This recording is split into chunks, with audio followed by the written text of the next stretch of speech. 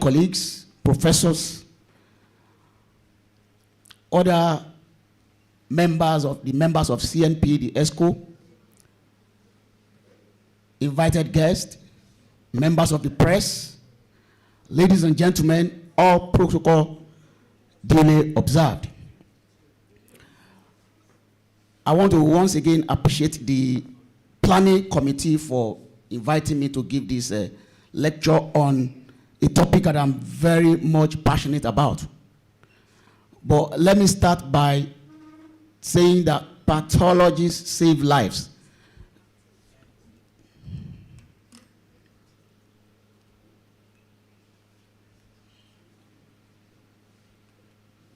So, pathology saves lives. And I want to appreciate the unsung heroes and heroines of pathology who are working behind the scene in saving the lives of the human race. So I wish all of us pathologists and those who are celebrating with us a happy International Pathology Day 2024.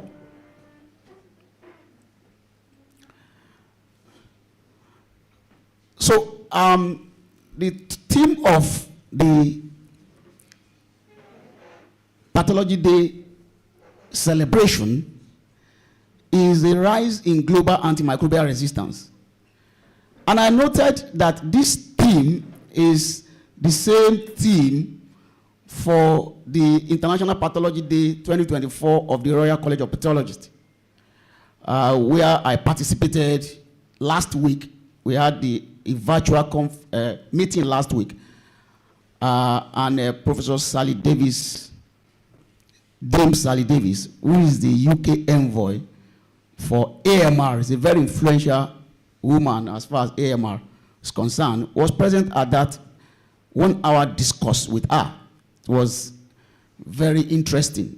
And in the afternoon, I also participated at the roundtable talk with the new president of the Royal College of Pathology, who is actually a chemical pathologist.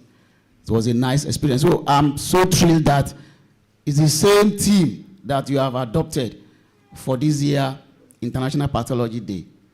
And also to commend CNP Ilorin for the consistency that they have had.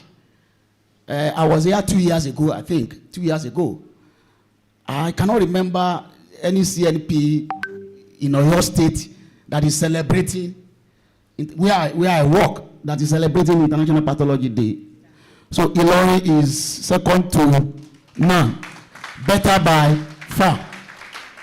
Now, we are still battling in the euphoria. The thing ought to have gone by now, but we are still battling the euphoria of the ASCAF that you organized, was it last year? That was one hell of a ASCAF. I think is second to none, at least from the time I've been I've been attending ASCAF. That is something that you people just intimidated us right from the entry at the airport, coordinated by the transport committee. I think it's Professor Man Adeboye. Fantastic job.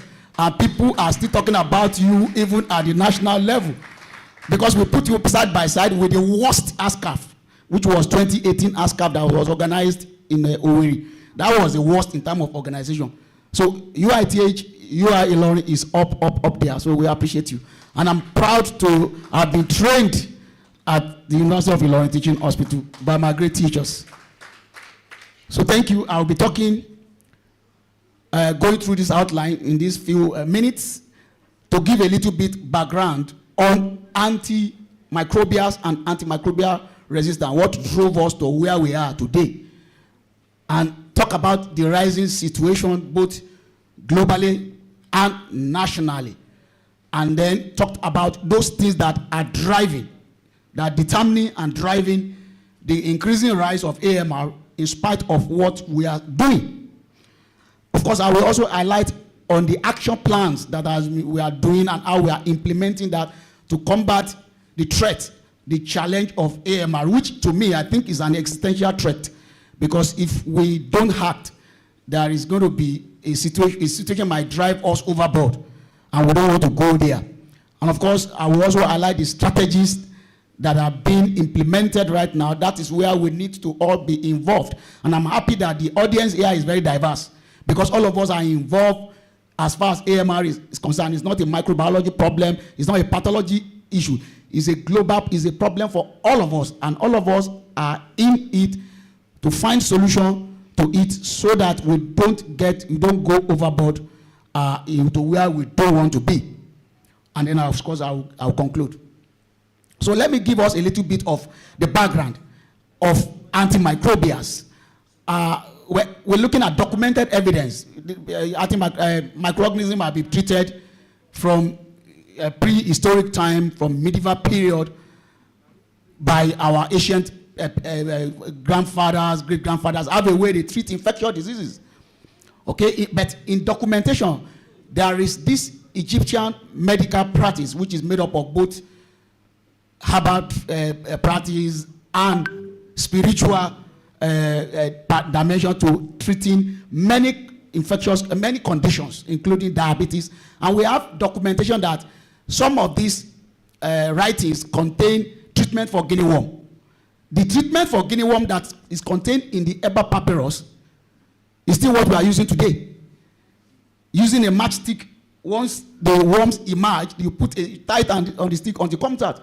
That was described in the Eber papyrus 3,500 years ago, and we are still using that method. And of course, there was also, documentation of treatment of schistosomiasis by many things. So we know about historical precedent of treatment of infectious disease.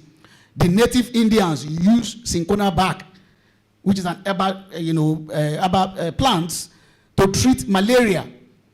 And it was the Jesuit priest, the missionaries in Peru, that brought that to England, to Europe in 1637, from where quinine was eventually obtained from. So you have good history of treatment of infectious disease from ancient period. Then around 1900, that's at the turn of the 20th century, synthesized chemicals were used to treat microbial infections.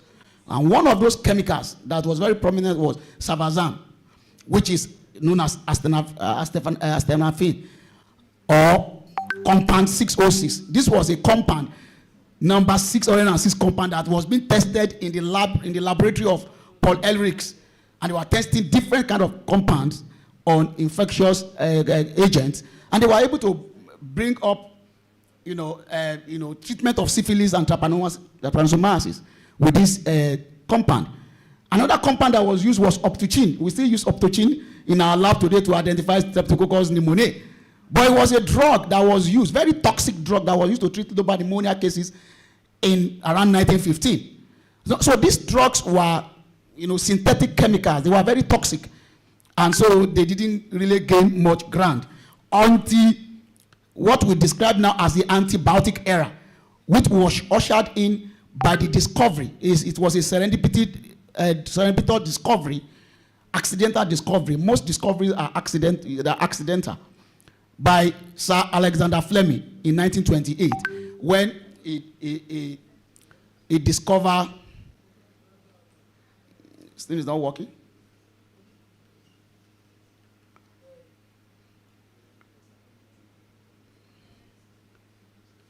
Okay, so Alexander Fleming accidentally discovered penicillin, which was produced by a fungus that contaminated his plate. He's a scientist. It was a doctor scientist that was working on Staphylococcus aureus, and in his plate, he went home and he came back the following day and found out that the mold has contaminated his place, and around the mold, there were no growth of the Staphylococcus agent. So he suspected that the mold must be producing something that is inhibiting the growth of Staphylococcus aureus, and that was what led to that discovery, that a microorganism can produce a substance that will inhibit the growth of another microorganism, which is an adaptation mechanism by that organism. So he didn't have enough money to pursue this further, so he didn't know what was it, until these two guys came.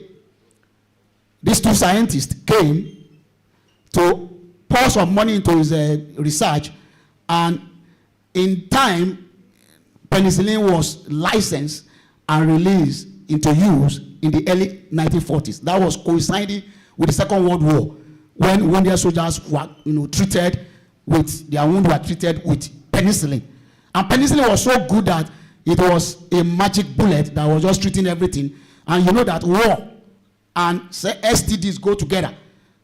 Anytime you have war, there is always going to be STDs. So gonorrhea was one of those STDs that penicillin was so good, it was treating everybody, and everybody began to use this for treatment. And then, of course, the 1940s to 1970s witnessed accelerated discovery of many more antibiotics from nature.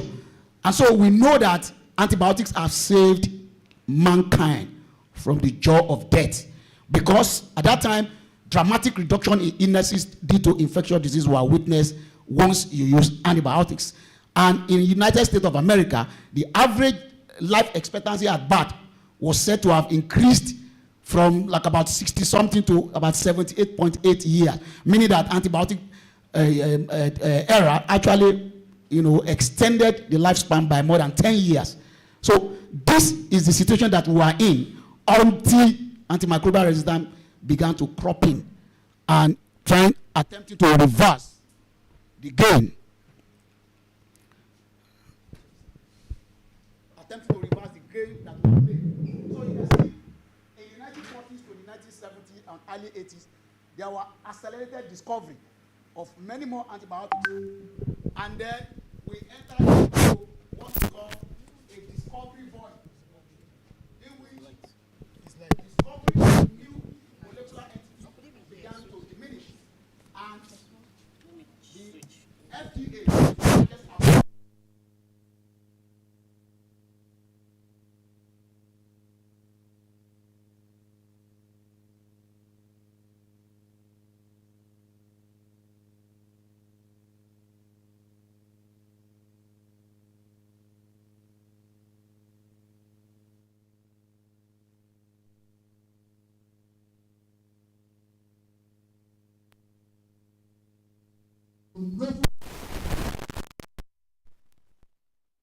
now we have used before you are discarded.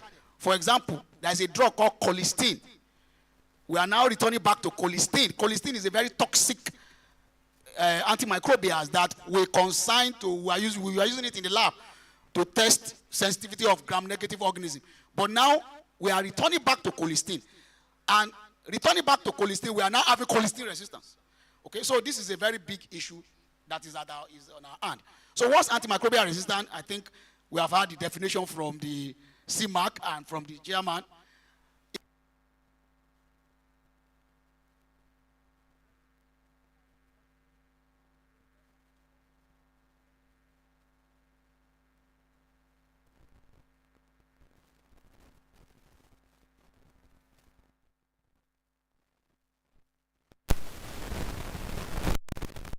Vivo, and we see it in the laboratory manifesting as resistance in vitro. And now, antimicrobial resistance is actually a natural phenomenon. It actually predated the discovery of antibiotics, because obviously an organism that produces an antibiotic to inhibit the growth of another organism must of itself be resistant to it. Otherwise, it will be destroyed by that antibiotic that is producing. So we know that antimicrobial resistance predated antibiotic use. And it's a natural thing that occurs in the microbial population as an innate resistance. Sometimes it could be due to spontaneous mutation that occurs in microbial population, or it could even be genetic transfer between microbial population. There are some microorganisms that naturally transfer their genetic material. And so these are natural things that are occurring in the microbial population. However, these can become amplified when antimicrobial is used. And because bacteria multiply at a faster rate than the other microorganisms, the problem has been heightened with bacterial antimicrobial resistance. Okay, so antimicrobial use usually results in the death of the microorganism, but under what we call a selection pressure, the microorganism adapts and be able to survive. So the sensitive strain will die, while the adaptive strain will survive. And this is usually amplified by antimicrobial use, inappropriate antimicrobial use, particularly overuse, underuse, and outright misuse. So these are the things that were happening. And this was happening in the 1960s, in the 1940s, 1950s, 1960s. And the discoverer of the antibiotics, Alexander Fleming, warned, because doctors were using this drug as they like in the 50s and in the 60s. And he warned that a time will come when penicillin resistance will develop and there will be no drug. Penicillin will no longer be useful to treat such infection. So he warned. And there were many quotes. A particular quote when he was giving his Nobel lecture in 1945. That was published in the New York Times. And he said that the thoughtless person playing with penicillin treatment is morally responsible for the death of another person, of a man who succumbs to penicillin-resistant infection. So I want to believe that antimicrobial stewardship that we are talking today, that particular word, stewardship, means you are taking responsibility. You are taking the responsibility for something that has been instituted into your hand. I believe this was the origin of stewardship, because it placed the responsibility of the death of another person to the person that is misusing penicillin. So I believe these warnings were ignored.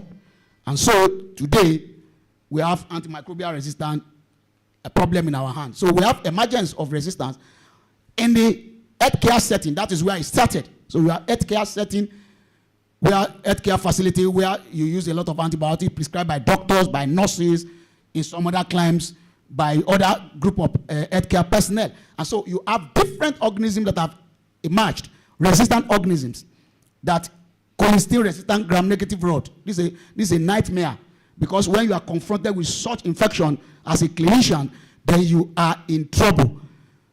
Pan-resistant Pseudomonas aeruginosa, multi-drug resistant and extensively drug-resistant gram-negative rod, and not only in bacterial population, Candida auris is a particularly notorious Candida that is now rapidly emerging and is distributed everywhere all over the world, including being now reported from Nigeria. From our own reporting, we now have Candida auris, multi-drug resistant. So this is a big problem. And then you have also in the community setting. Now, the community setting was driven more by the use of antimicrobial in agricultural practice, which started in the 1960s in the developed world. They were using antibiotics in veterinary practice as food, as growth stimulants, as prophylaxis and metaphylaxis, and this led to emergence of resistant pathogen in the community. So you have MDR Neisseria, for example, Neisseria meningitis, Salmonella typhi, and then you have MDR TB, and so many others that are community pathogens. So the same factor that drives the emergence in the healthcare setting, the same set of factors that drive them in the community setting. And so when the AMR emerged, then it had to spread. So it emerged where it emerged, it diffused to area where antibiotic use is less, and so you begin to have spread from man to man, human to human spread, or indirectly from through fomites or indirect contact spread.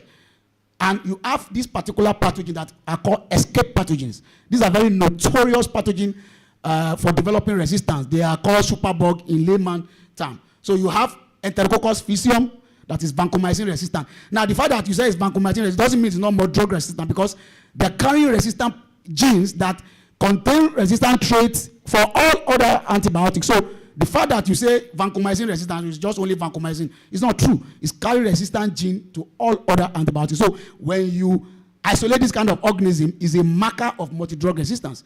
And then you have Staphylococcus aureus, methicillin resistant, and vancomycin resistant. You have Klebsiella pneumoniae that are resistant to third generation cephalosporin and carbapenems. And then you have Acinetobacter baumannii, which are not highly dangerous pathogen, but when they occur in immunocompromised patients or people that have transplant and things like that, then it becomes very, very highly problematic. Okay, and of course you have Pseudomonas aeruginosa, and of course you have Enterobacter species. So these are known as escape pathogen, and they are spreading all over the world. And then in 2024, this year, the WHO had list of pathogens that they prioritize those pathogens in respect to what new agents are needed to treat them. So you have those in the critical group. You see them as Nectobacter enterobacterialis. A lot of enterobacterialis include Salmonella, Shigella, Klebsiella, and all of them. And of course, Mycobacterium tuberculosis was placed here in 2024. It wasn't there in 2019, but it's now here in 2024. So we're looking for drugs, novel agents, to treat these organisms. And so, where are we?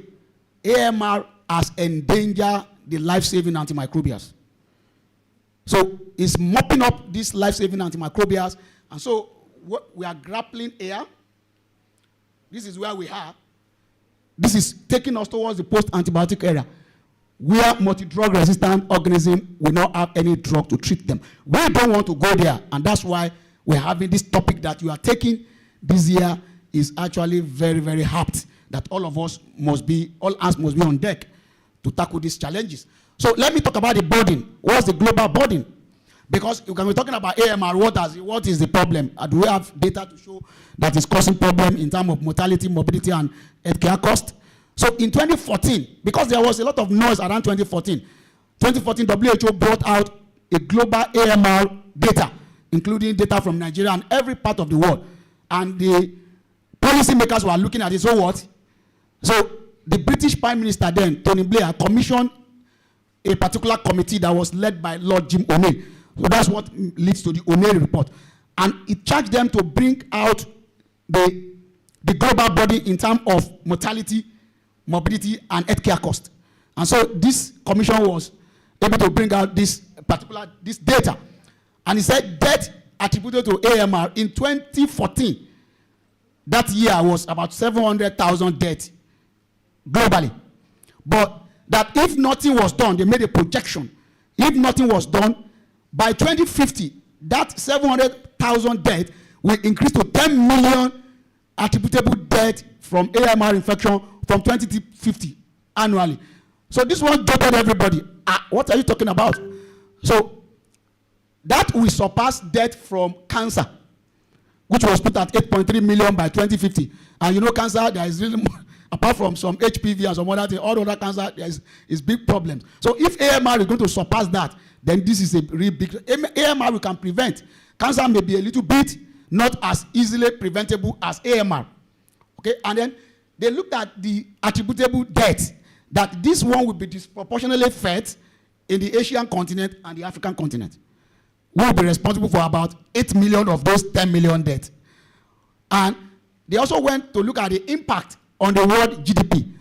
And they came up with an estimate that if nothing was done, by 2050, there will be more than excess of 100 trillion US dollar loss from the gross domestic product, gross domestic product globally. That is going to spark so many things, hunger, and so many things all over the world. So people were so concerned that in that 2014, the WHO had to, the World Health Assembly had to request the WHO to bring up an action plan. Okay, so this was a very controversial report, but nevertheless, it has talked into the brain of the policymakers, both globally and nationally.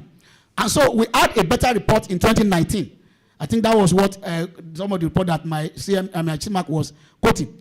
So this report was a good estimate.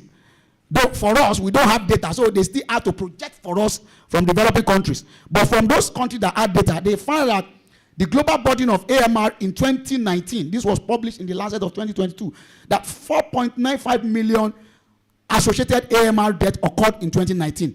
1.27 million of them were directly attributable to AMR.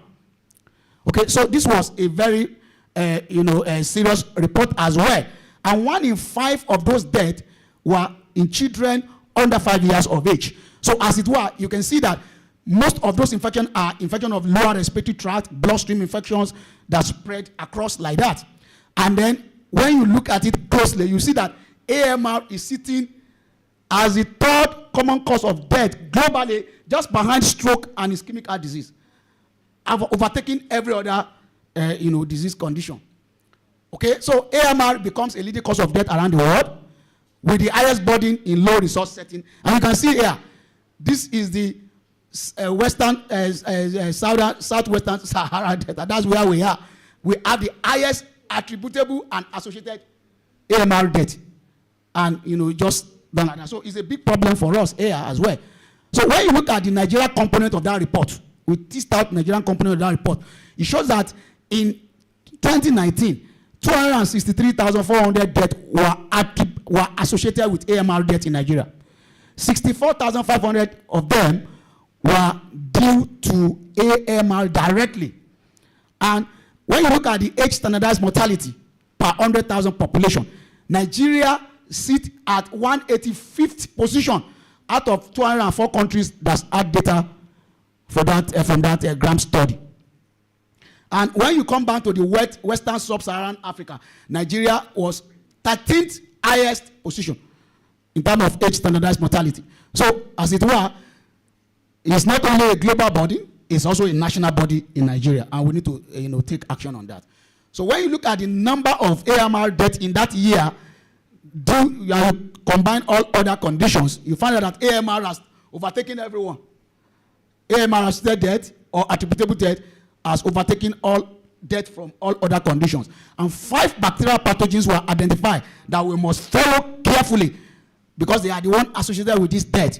You have Streptococcus pneumoniae, Klebsiella pneumoniae, Escherichia coli, Staphylococcus aureus, and grouping Streptococcus, which are all part of the pathogen that are on WHO list that we need to develop antimicrobials again very fast. Now, another report was released this year. This one is in September. That's a second Graham report. And it shows that there is a little decline in the burden. It shows it's 471 million as dead, but that's not significantly different from that of 2019. But they made a forecast to 2050 as well. And they said if we don't do anything, 8.22 million associated death in 2050 and 1.91 million attributable death in 2050. But this time around, it will be disproportionate to South Asia, Latin America, and Caribbean. So we can breathe a sigh of relief because African is no longer going to be there. Okay? But if we put in very good care in terms of what the advocacy we are doing, in terms of controlling ourselves, our behavior, in terms of prescribing, then we can avert 92 million cumulative AMR death between 2025 and 2050. And avert 11.1 million gram-negative bacterial AMR death if we are able to develop a novel antimicrobials, particularly against gram-negative organisms. So this calls for action. If we are able to act, these scary figures, we will not attain that. And you can see, when it was broken down in age, you see that between 1990 and 2021, there was a decrease in the deaths from AMR for children under 5 years of age by 50%. And that's majorly because of vaccinations and many other things that we do for children. But in adults, 70 years and above, it was an 80% increase in AMR death.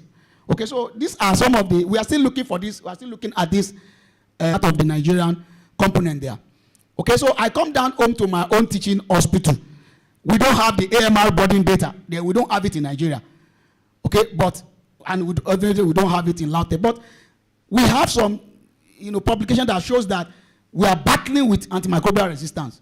And I'm sure a lot of deaths are happening. And because, we don't have litigation in this part of the world, nobody cares. When somebody dies, you just go and put the person and say something else. But we found out that we had ESBL pathogens that were resistant to all antibiotics except imipenem. And when we did a cumulative antibiogram over 1 year, it was very scary because the only antibiotic that has some degree of effectiveness was gentamicin out of all the antimicrobials that we had. So the problem is also so gross, and I'm sure it's so gross in UITH. I'm so sure it's so gross in LUT. It's so gross in National Hospital and in most of our teaching hospitals that we don't have enough data to show for that. So what are the things that determines and drives this AMR? I just brought this figure here. You can see that the most significant drive in terms of evidence and in terms of the relative contribution are antimicrobial misuse or overuse in human and in animal. Those are the most, particularly the animal. You can see the circle. This is very big. So we are not paying attention to that. But we are in the human sector. We should pay attention to our own, because this is also a high, factor and a high contribution. But you have it: animal use, environmental contamination, health care transmission, suboptimal rapid diagnosis, suboptimal vaccination, suboptimal dosing. They have different contributions to the driving, as a driving force for the emergence of the AMR, and of course spread, because our infrastructure are also very weak. So when they emerge, they also spread. Infection prevention control facilities is very weak. The water sanitation and hygiene facilities are very weak.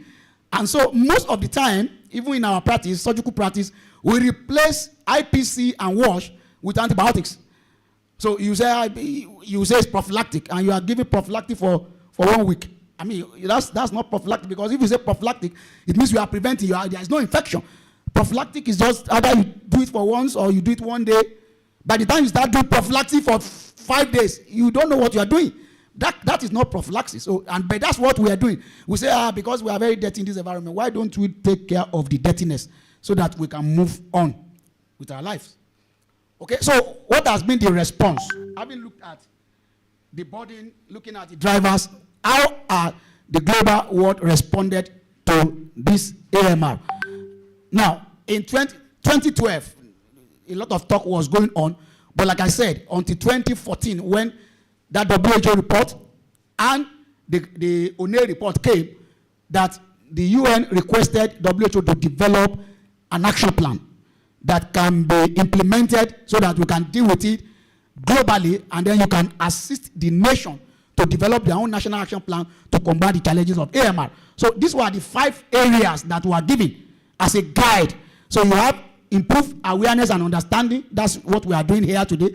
Strengthen knowledge through surveillance and research.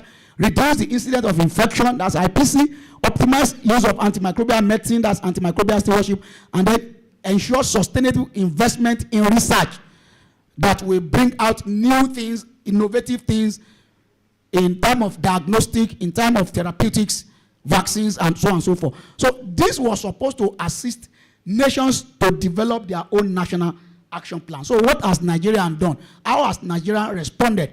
Now, in 2016, Nigeria was part of the people that signed that they were going to develop national action plan and implement it. So in 2017, when you have the hunger meeting, the United Nations meeting, where they adopted the global action plan, Nigeria also pledged to develop its own national action plan.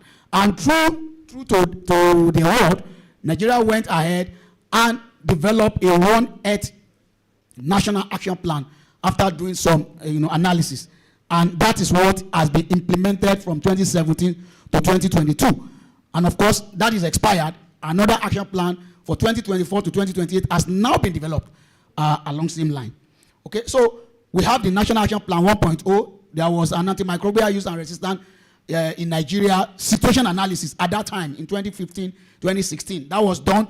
And then resources were mobilized for antimicrobial resistance, how to get AMR into plans and budgets of the government and our implementing the supporting partners. Our governments don't commit money to health matters. So there is no government in developing this thing. There is no government commitment to all the funds came from implementing partners, foreign partners who have been supporting Nigeria in various ways. So we have to convince them to put in AMR budget into what they have been doing. They have been doing we have vaccines and so many things. Okay, so with their support, the National Action Plan 1.0 was developed in 2017, just in time. Nigeria was one of the few African countries that developed their own National Action Plan on time in 2017. Most other came much later. Maybe Ghana and some two other countries were able to submit on time. So we had this strategic objective in these 5 areas: increasing awareness and knowledge on AMR and related topics, One Earth AMR surveillance, infection prevention and control in the tripartite sector, that is earth, animal, agriculture, and then the environment. And then promoting rational access to antimicrobials and antimicrobial stewardship, and investing in research that will quantitate the cost of AMR and also develop new antimicrobials and diagnostics. So interim governance structure was formed. It's interim because at that time it was not approved. It was just NCDC that was working towards doing that. So they had pillars for each of these strategic objectives. Okay, so in terms of education and awareness, this is where we are all involved.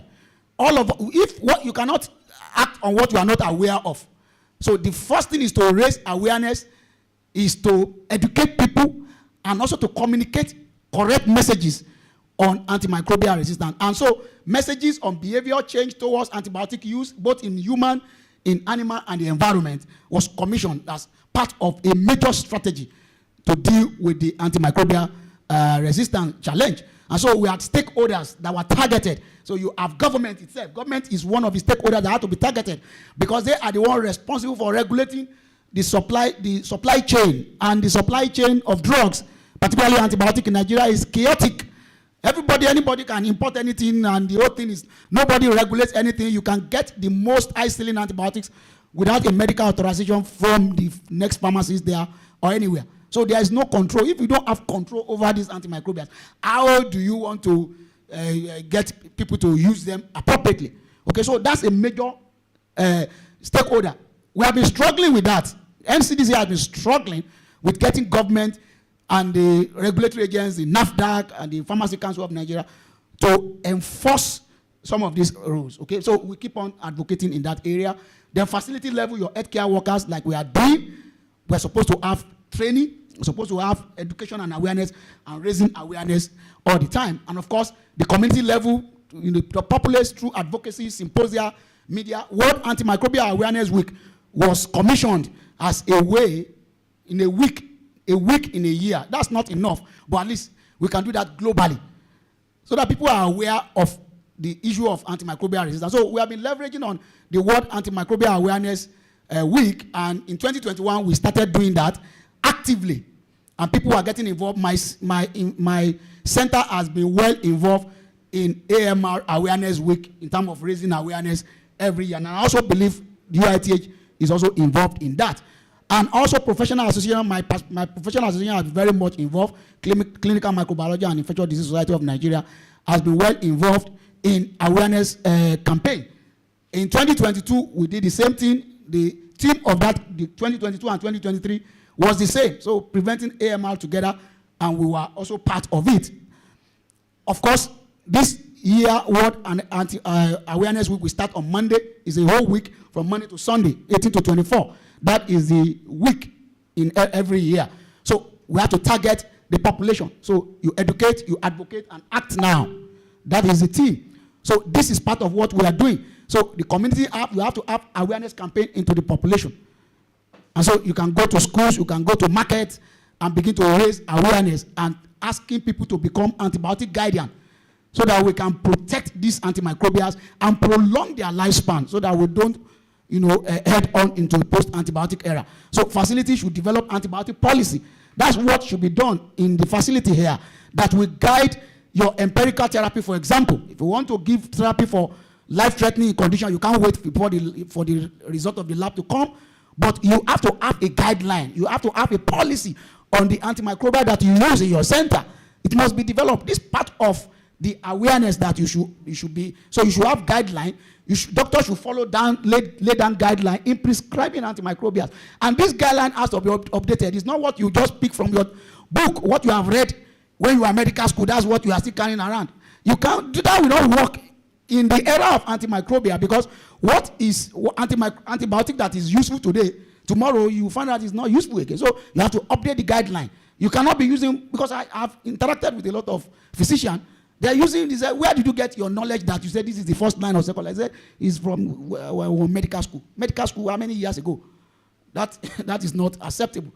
The pharmacy should not dispense antibiotics without prescriptions. But some of these things will probably require legislations and laws to be able to enforce that. Pharmaceutical companies are also discharging effluent into the environment, antimicrobials into the environment. They are serving as selection pressure for development of resistance in the environment. And so some people are working in the environment and they are talking about this issue. And of course, governments will enforce strict regulations on antibiotic policy and distribution, as well as provide water, sanitation, and hygiene. Because if you have water, if you have hygiene, you're not going to have infection. You will not need to use antibiotics. And even if you have you have infections, if you have good, IPC, you will not develop, resistance will not be able to spread. Okay, so government has a role to play there. And then we've also had some global collaborations, because we need collaborations. It's part of awareness, collaborations, AMR educations, and through our works between the National Postgraduate Medical College and Clementon and the Royal College of Pathologists, like I said, we have been able to organize educational, workshops and training workshops for members. And the website is there. You will see a lot of what we have produced, because we talk to people in different climes to know what they are doing and how we can benefit from what they are doing, and how they can also benefit, reciprocal benefit from what we are doing. So the second pillar is surveillance. Surveillance is very important because we must collect data. We have to, whatever we are doing has to be driven by data. So surveillance is gathering data, collecting data, you are analyzing it, you are disseminating it. Surveillance is useless if you are not disseminating the information and people are not acting on the information. That is useless. That's not surveillance. So surveillance is information for action. So we must always collect data on AMR, and that enables us to track changes in microbial population or in patient population, to early detect resistant genes or resistant traits and prevent them before they begin to spread and become national and international challenge again. And of course, reporting on the trend in resistance on continuous or periodic basis. And tools have been developed by the WHO. We don't need to reinvent any. WHO is working, tirelessly to develop tools to make it easier for nations to adopt. So we have tools that WHO has developed, what we call the Global Antimicrobial Resistance and Surveillance System, what we call the GLASS, has been developed. And then we have other tools like Global Point Prevalence Survey. I know that UITH has been doing that since 2017 and collecting data on antimicrobial use. Okay, so these are GLASS tools that has been developed that nations can feed into. This is the minimum. Nation can go beyond that, but this is the minimum. So you have GLASS AMR. This one has been developed. That's one we have been reporting to. But we also have GLASS AMC. We haven't done that. We are trying to do that now. There is GLASS focus surveillance that is emerging antimicrobial resistance. We will not be able to do that until we are able to do sequencing, because that's where you are going to see anything that is emerging, and then you can report to GLASS here. But it's part of what we are going to do. That's why it's showing brown here. We are going to do that. This year we started reporting fungi, because we now have a national reference lab in University of Lagos College of Medicine. Dr. Rita Oladele has been a one-woman riot squad that has carried this burden on herself, and Nigeria is now reporting GLASS fungi, to GLASS fungi, courtesy of what the lady has done. Okay, we are also trying to do One Earth AMR surveillance, doing what we call ESBL, E. coli tricycle surveillance, that will look at human, animal, and the environment. And we are doing a pilot trial now in OATHC in Ilefe. Yes, I will soon round up. Okay, and then of course we have other methodology that we are planning to do in the NAP 2.0. Okay, so we have surveilled. This is what we have been doing at NCDC, and I think UITH is also a surveillance site for that, and they have been reporting to GLASS. These are the priority specimen and the pathogen for GLASS. WHO, this is the one we adapted for Nigeria in the NAP 1.0. The tricycle surveillance is ongoing in Ife. We have been reporting to GLASS since 2018, so we have data in GLASS. It's easily, it can be downloaded. You can work on it and see what we are doing. This is 2020 report here. And then, of course, we are also doing GPPS, which I believe UITH is also doing. That collects data on prescribing behavior of our people. And when you look at it, sometimes you just shake your head, because sometimes people will not document things in the case note. You open it, there is no stop review date in the case notes. When you look at it, when I did, the first one I did in Lautech, because I sent the medicine people to go and do it, I didn't follow them. The consultant told me he was ashamed of the data that they were retrieving from the case note. He was very, very ashamed. This is what we are practicing. I said, yeah, that's what we are doing. Okay, so Antimicrobial stewardship, that's very important. Because of my time, I won't be able to run through. But this is a coordinated intervention, and I believe that must be established by every tertiary care hospital and also secondary care hospital. So it is a measure to improve appropriate use of antimicrobial agents so that you can promote the selection of optimal drugs, regimen, duration, and of course route of administration. So it's the right antibiotic for the right patient at the right time, at the right dose, and the right route, causing the least harm to patient and future patients. And they are the goal, or the ultimate goal, is to improve optimal care of patients and diminish antimicrobial resistant emergence. So you have core component that must be present for any center to start that. We have organizational structure of that, and then you have the antimicrobial stewardship team. That is the life wire of antimicrobial stewardship implementation in any healthcare facility. And so this is very important that is organized in any center. You have several strategies that can be done to stop inappropriate use of antimicrobial. We have what we call core strategies and supplemental strategies, and using how you can put antibiotics on the access group, because it's both access and restrictions. It's a balance. People must have access. If they don't have access, they will use whatever they have, and that will be a misuse. So you are having access, you are having restrictions to ensure that it is optimal prescribing. Okay? Alongside, you have diagnostic stewardship. Antimicrobial stewardship cannot work without diagnostic stewardship. And that is an emerging field. People are not looking at this very well. They think diagnostic is just doing laboratory tests. It's more than that. It's stewardship, taking responsibility of the tests that you are doing in your laboratory, both from the pre-analytical end, analytical end, to post-analytical end. Everybody in that team has responsibility. So you have right test for the right patient at the right time. You also have how you intervene as far as that. And they can work together. Diagnostic stewardship and antimicrobial stewardship can work synergistically together to improve patient outcome by several means. I don't have time to go through. So how have we done as far as implementation is concerned from NCDC as far as antimicrobial stewardship implementation, which is our own area? NCDC has supported in NAP 1.0 about 52 hospitals in different states to perform antimicrobial, to establish it by providing guidelines, by providing support, by connecting them to funding partners. I know Ilorin has a funding partner. Fleming Fund has been a good partner for Ilorin. We missed it in my own hospital in Ogbomoso.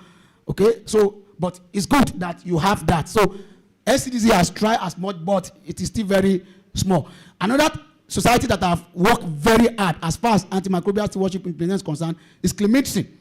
In 2018, it established a national antimicrobial stewardship working group, NASWORK, and they were charged with the responsibility of developing evidence-based, locally based, manual that will assist institutions or facility to set up antimicrobial stewardship, implement the activities, and monitor and sustain it. And so, after 5 years of working with support from BioMeru, we are able to develop that guideline. So this guideline is still very useful, and it was the basis of this guideline that NCDs invited us for the National Action Plan 2.0 to come and see how this guideline can be incorporated in developing national antimicrobial stewardship for the whole country. Okay, so in terms of IPC, hygiene, and biosecurity, which is the pillar number 4, it is still ongoing. I know many centers have IPC, and NCDC has the Orange Network that is supporting IPC, WASH, and biosecurity. And there is also a manual that was developed in 2021 that could help facility to develop their IPC. Research and development. This is very important. This is pillar 5. And it's important that we invest in research, particularly on surveillance, genomic surveillance, AMR burden in terms of mortality, morbidity, and healthcare costs. We need to have our own estimate, not those people projecting to us. Projection doesn't mean that's what is happening here.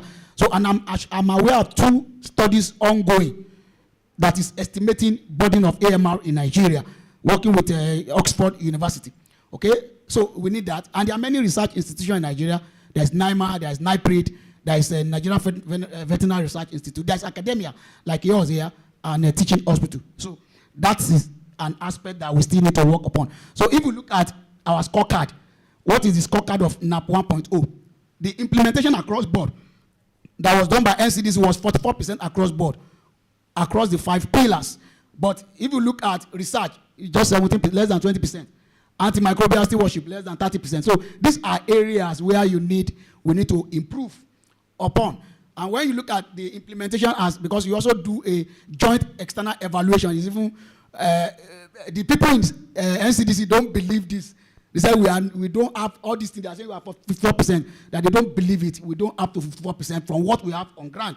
So we have to do a lot of work on that.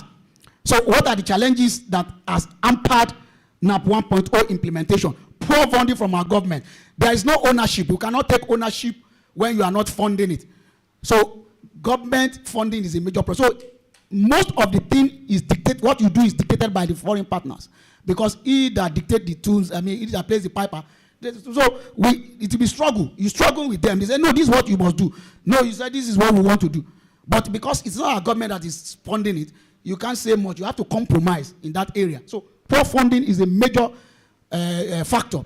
Awareness is still low, despite all that we have been doing in the last 3, 4, 5 years. It's still very low. People are still using antimicrobial as they like in aquaculture, in pisciculture, in piggery and all of them. They're using it as they like.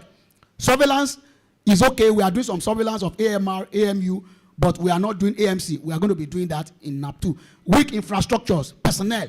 We now have attrition of personnel because of Jackpot syndrome. So it's a major problem. And of course, our laboratory capacity is not adequate. Despite all the support that we have, it's still not adequate. We cannot detect AMR. Genomic sequence of AMR cannot be done. And so we don't have enough capacity. Even timeliness release of results is a big problem to influence clinical decisions. So these are areas that we have. So NAP 2.0 was eventually done after doing all this situation analysis of NAP 1.0. NAP 2.0 was developed and had 6 strategic objectives. So one was added, which was the governance. It has 40 strategic intervention areas, had 143 activities and 451 sub-activities that must be carried out for us to have a good implementation between 2024 and 2028. And so there's monitoring and evaluation framework that was developed, and of course there's budget and costing. So this NAP 2.0 is a costed action plan. So where is the money going to come from? So it's the same area. The only thing added is the governance structure, which is very important because it is the governance structure that will drive the implementation from the center down through the local, through the state government down to the local government, because antimicrobial use is more in the community. 80% of our services is done at the community level. So until we drive it down, you won't be able to get any appreciable change. So AMR governance structure is being pushed now, and each state should domesticate the national governance structure. So Kwara State should domesticate it. Katsina State has already domesticated that. Other states are also doing that and pushing it down. Okay? So monitoring and evaluation is there. This is the budget that is needed to implement this 5-year action plan.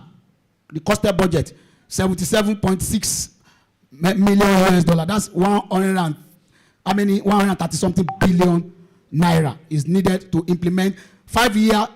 Now we don't know. Our government is not saying anything, but we are Fleming Fund, and we asked Fleming Fund, are you going to go all the way? Because they are already the one. They are the one that sponsored the action plan, and they've spent a lot of money on that. You can see what they have spent. So we were asking them, do you have enough? Are you going to go all along from 2024 to 2028 supporting us, so that our government will go and rest, and then we will be able to put our very best? They didn't answer that question. So the truth is that if the government doesn't put their own counterpart fund in there, when that Fleming Fund dries off, then this thing will stall like an aeroplane that has stalled. Okay, so this is my last slide. This is the governance structure. This is the manual. It's available online. This was approved by the federal government in 2019. So it's well established governance structure at the national, but also this is the state governance structure. So Kwara State, you are here. This is the governance structure that you will need as far as AMR is concerned, because that's part of what I'm supposed to advocate, that we push this governance structure down to the state so that we can get to the primary care level where antimicrobial use is very, very high. So in conclusion, I want to say antibiotics save lives. Please save antibiotics from misuse. Where if you have antibiotics stewardship in your facility, can assure you will have a decrease in resistance. You are going to have a decrease in C. difficile infection. You don't have it here. We don't look for it here. You are going to have a decrease in the healthcare cost, and you are going to have an increase in your optimal patient outcome. and that will be rewarding both here and hereafter.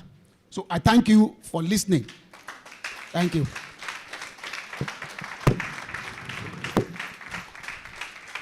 We sincerely appreciate our dear father for our dear keynote speaker for the presentation. Thank you so much, the CNP members, for that standing ovation. Can we give him another round of applause, please? Thank you very much, and you can have your seat, sir. We appreciate you once again, sir. We do hope we'll learn one or two things from the presentation. Quickly, let me remind us that when we look at this program, we have a QR code there. You can scan the QR code. It will take you straight to the CNP Kwara State Chapter YouTube channel, where we are live streaming this program. Thank you so much. We would like to, before we proceed to the next agenda, or for today, we would like to recognize the presence.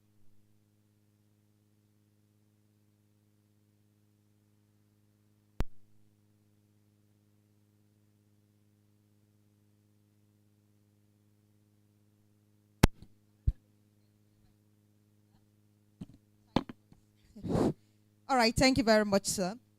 We would like our guests at the side of the high table to kindly go back to their seats. We still appreciate you for stepping aside to watch the projector. So we would like to recognize the presence of Professor A.A. Akambi Chu. We appreciate you, sir. We also have in our midst MDK Chairman, Professor O.O.K. Ibrahim. Please rise up for recognition, sir. We appreciate you, sir. So quickly, let's move on to the next agenda, which is the citations and presentation of gifts for the retired professors. I would like to invite to the stage Professor C. Nwabuisi, Professor Medical Microbiology and Parasitology.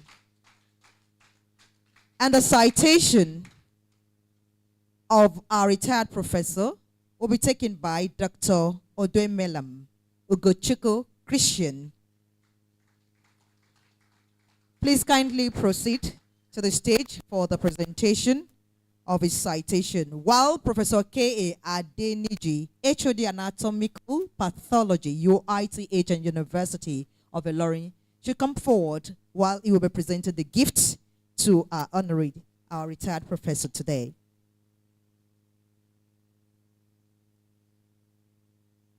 Dr. Odoemelam.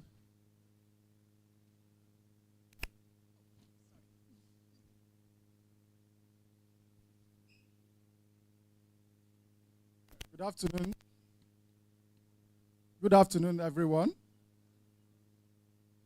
The CMD, ably represented by the CIMAC, our keynote speaker, Professor Taiwo, our rep from the Kwara Ministry of Health, professors of professors here present, my teachers, all other protocols duly observed. Today is a special honor to me to present the citation of our dear professor, Professor Charles Sinwabisi, whom I consider a father, is my mentor, and is also my trainer. A trainer of professors and so many professors and residents. Professor Charles Nwabisi was born several decades ago in Amakama village in Umuahia South local government area of Abia State. He attended St. Luke School, Amakama, and obtained the first school leaving certificate before the Nigerian Civil War, which truncated his educational progress till 1970, when he joined Evangel High School, Old Umuahia, and later Olokoro High School, where he finished in flying colors in 1975. He was admitted to the University of Lagos from 1976 to 1982, and where he obtained the MBBS certificate at the end of training. He returned to the University of Lagos Teaching Hospital in 1989 for his residency training, where he also obtained MSc in medical microbiology and parasitology in 1991, and the FMC part in 1993. He joined the University of Ilorin as a lecturer 1 in 1994 and rose to the rank of professor in the year 2011. Since he has been involved in teaching, research, administrative duties over 3 decades now in areas of antimicrobial resistance and chemotherapy, anaerobic bacteriology, and sexually transmitted infections. He has served as acting head of department, member of different committees, pioneer dean, Faculty of Basic Clinical Sciences, and pioneer provost, College of Medicine and Health Sciences of Rema University, Aba, Nigeria. He has supervised over 30 master's students, 2 PhD students, 15 resident doctors, some of which have attained professorial cadre. He has over 60 publications to his credit and is happily married with children. Thank you for listening.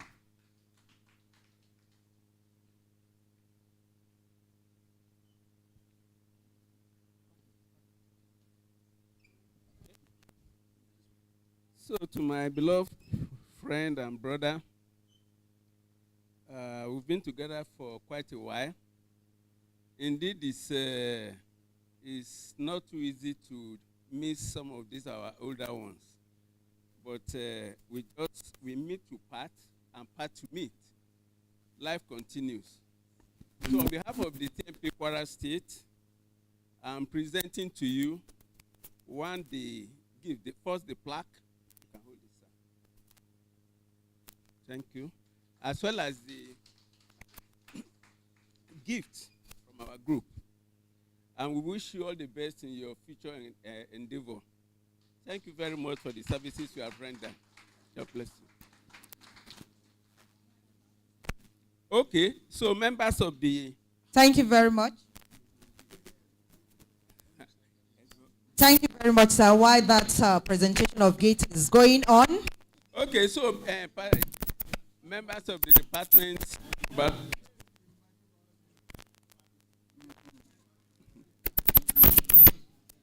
All right, while that is going on, I would like to invite to the stage Professor A.B. Okeshino, thank you very much. Professor of Chemical Pathology and Immunology. A citation will be taken by Professor S.A. Biliamino, Consultant Chemical Pathologist, while the presentation of gift will be done by Professor Abiola Samuel Babatunde, HOD Hematology and Blood Transfusion, UITH, and University of Ilorin.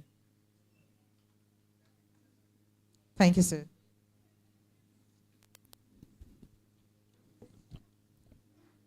This time around, I will say good afternoon. And standing on the already established protocol, hope it won't let us fall down. I think before going to the citation of Professor Adekunle Bashiru Okeshina, first and foremost, appreciate our keynote speaker, our erudite and edu-born clinical microbiologist, Professor Samuel Sunday Taiwo. We appreciate you. He did a very thorough job on the work given to him because he took us on memory lane on how antimicrobial therapy actually came into being. Before the lessons actually followed, and of course, the way out of this quagmire. We thank you, we appreciate you. Of course, he said that be a gumba jury. We also appreciate you for the encomiums given to us at UIT for hosting the ASCAF about 2 years ago. Not only that, when the encomium given to us as a very vibrant CNP in Nigeria. Maybe just by extension, I was also told by the faculty chairman that the faculty day was a nollie secondus. Thank you. The keynote was a very thoughtful one, knowledge laden. We appreciate you once again.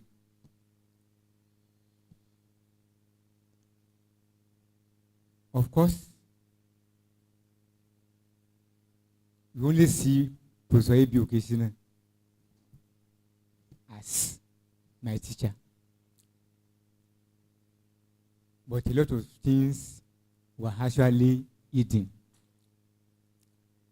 I want to tell this house that I was an in-house surgeon somewhere when Oga came around. Because that time my own belief was that if you cannot handle scalpel, you are not a medical doctor. And he came to me while visiting his very close friend in that center, hospital. That, doctor, are you not the one? A minister, what are you selling here? So, and on regular basis, once he came around, he kept on preaching the gospel of residency. I appreciate you a lot. He did promise me that whatever happens, by the next interview, we are going to be one of the residents. Of course, some things happened, but eventually, he succeeded in making me to be not only a resident. He was my teacher in medical school, not only a resident, but also a consultant as well as a professor. I thank you. Now, back to the main job. Professor Adekunle Bashiru, sir, graduated with MBBS degree from the University of Lagos. That was in 1980. He became a fellow of the National Program in Medical College of Nigeria in 1988, and that of West African College of Physicians in Chemical Pathology in 1989, after residency training at the University of Ilorin Teaching Hospital. I have to tell you that maybe he was one of the pioneering residents in chemical pathology at UIT. I think at this point, I would not like us saying that a retired teacher. No, it's not possible. You are our teacher for life. Because I remember that the late Professor Adewoye, whenever I came around to UIT, you keep on saying, Kunle, come here. We will be looking at him as professor. But Oga will say, Kunle, mean that for life, we are your students. We appreciate you. He is a foundation fellow of College of Pathology of East, Central, and South African COPEXA. And he was awarded Doctor of Medicine in 1921 by the National Program Medical College of Nigeria. He did his clinical attachment at the Department of Chemical Pathology in the Institute of Neurology, Queen's Square, London, and East Surrey Hospital between 1987 and 1988. Between 1991 and 1993, he was a Commonwealth Medical Research Fellow in Clinical Endocrinology at the Department of Medicine, Hammersmith Hospital. He was appointed Lecturer 1 at the University of Ilorin in 1989, a reader in 1994, and full professor of chemical pathology in 2000. He was appointed a consultant chemical pathology to the University of Ilorin Teaching Hospital in 1989 until his retirement recently on the 11th of October when he attained the age of 70 years. Residency is not like before. As a resident doctor, I have no closing time. If I will be there 5, 7, 9, 10, 12, even 1 a.m. And I remember that very day when we said that Sikiru will come. I have to know your wife. So that whenever you get home late, she will know that you are actually with me. In fact, I used to jump fence to enter my house. I doubt if any resident doctor will be ready to do that one now. Thank you for the training. It has really assisted me a lot. His awards include International Federation of Clinical Chemistry, Bursary Award in 1996, Commonwealth Medical Fellowship Award in 1991, National Honors Award post-NYC in 1982, Oyo State Merit Award in 1976, just to mention but few. He is a member of many professional and international associations, some of which are Nigerian Medical Association, Association of Clinical Biochemists of Britain, Association of Clinical Chemists of Nigeria, Association of Pathologists of Nigeria, and so on and so forth, just to mention but few. His administrative experience includes being the former Vice Chancellor. He has been the GVC, Provost, Dean, as well as Sub-Dean. Not to talk of which would mean that he made sure that he tasted all the possible administrative opportunities. We appreciate you, sir.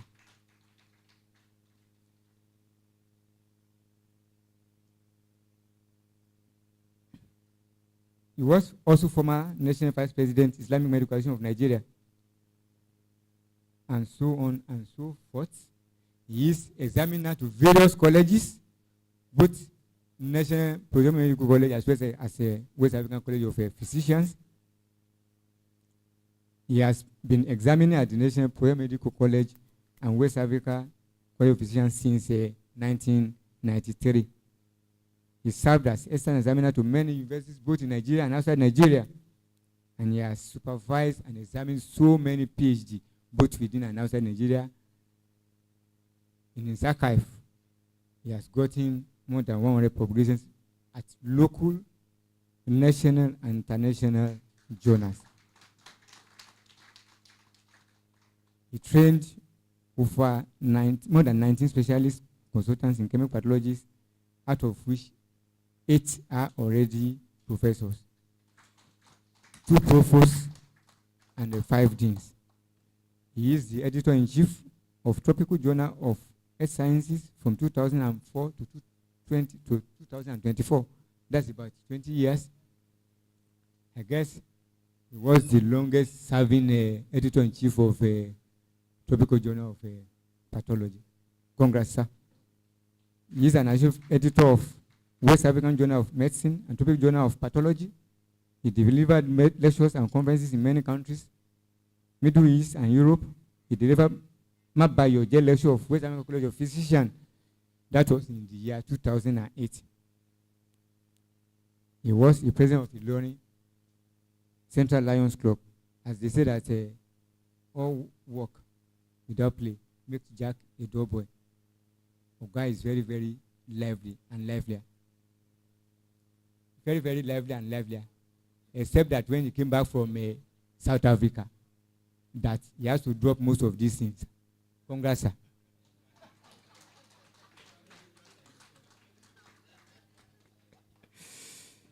He has been the national chairman, Lions Club, International Diabetes and Hypertension Awareness 2005 and 2006. And finally, he is married with fantastic children. Congrats, sir.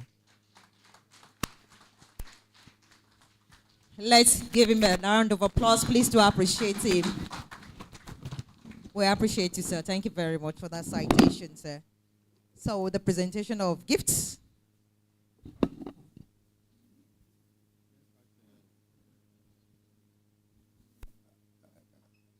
All right, family members who wants to join the presentation of gifts. And I'm highly honored to be presenting my teacher, Professor A.B. Okeshino, this service plaque and the gift. In 2006, when he was the chairman of ASOPON, as CNP used to be known, I was his able secretary. And we were able to host the ASOPON annual general meeting in that year. Up till now, we've not been able to host any other one.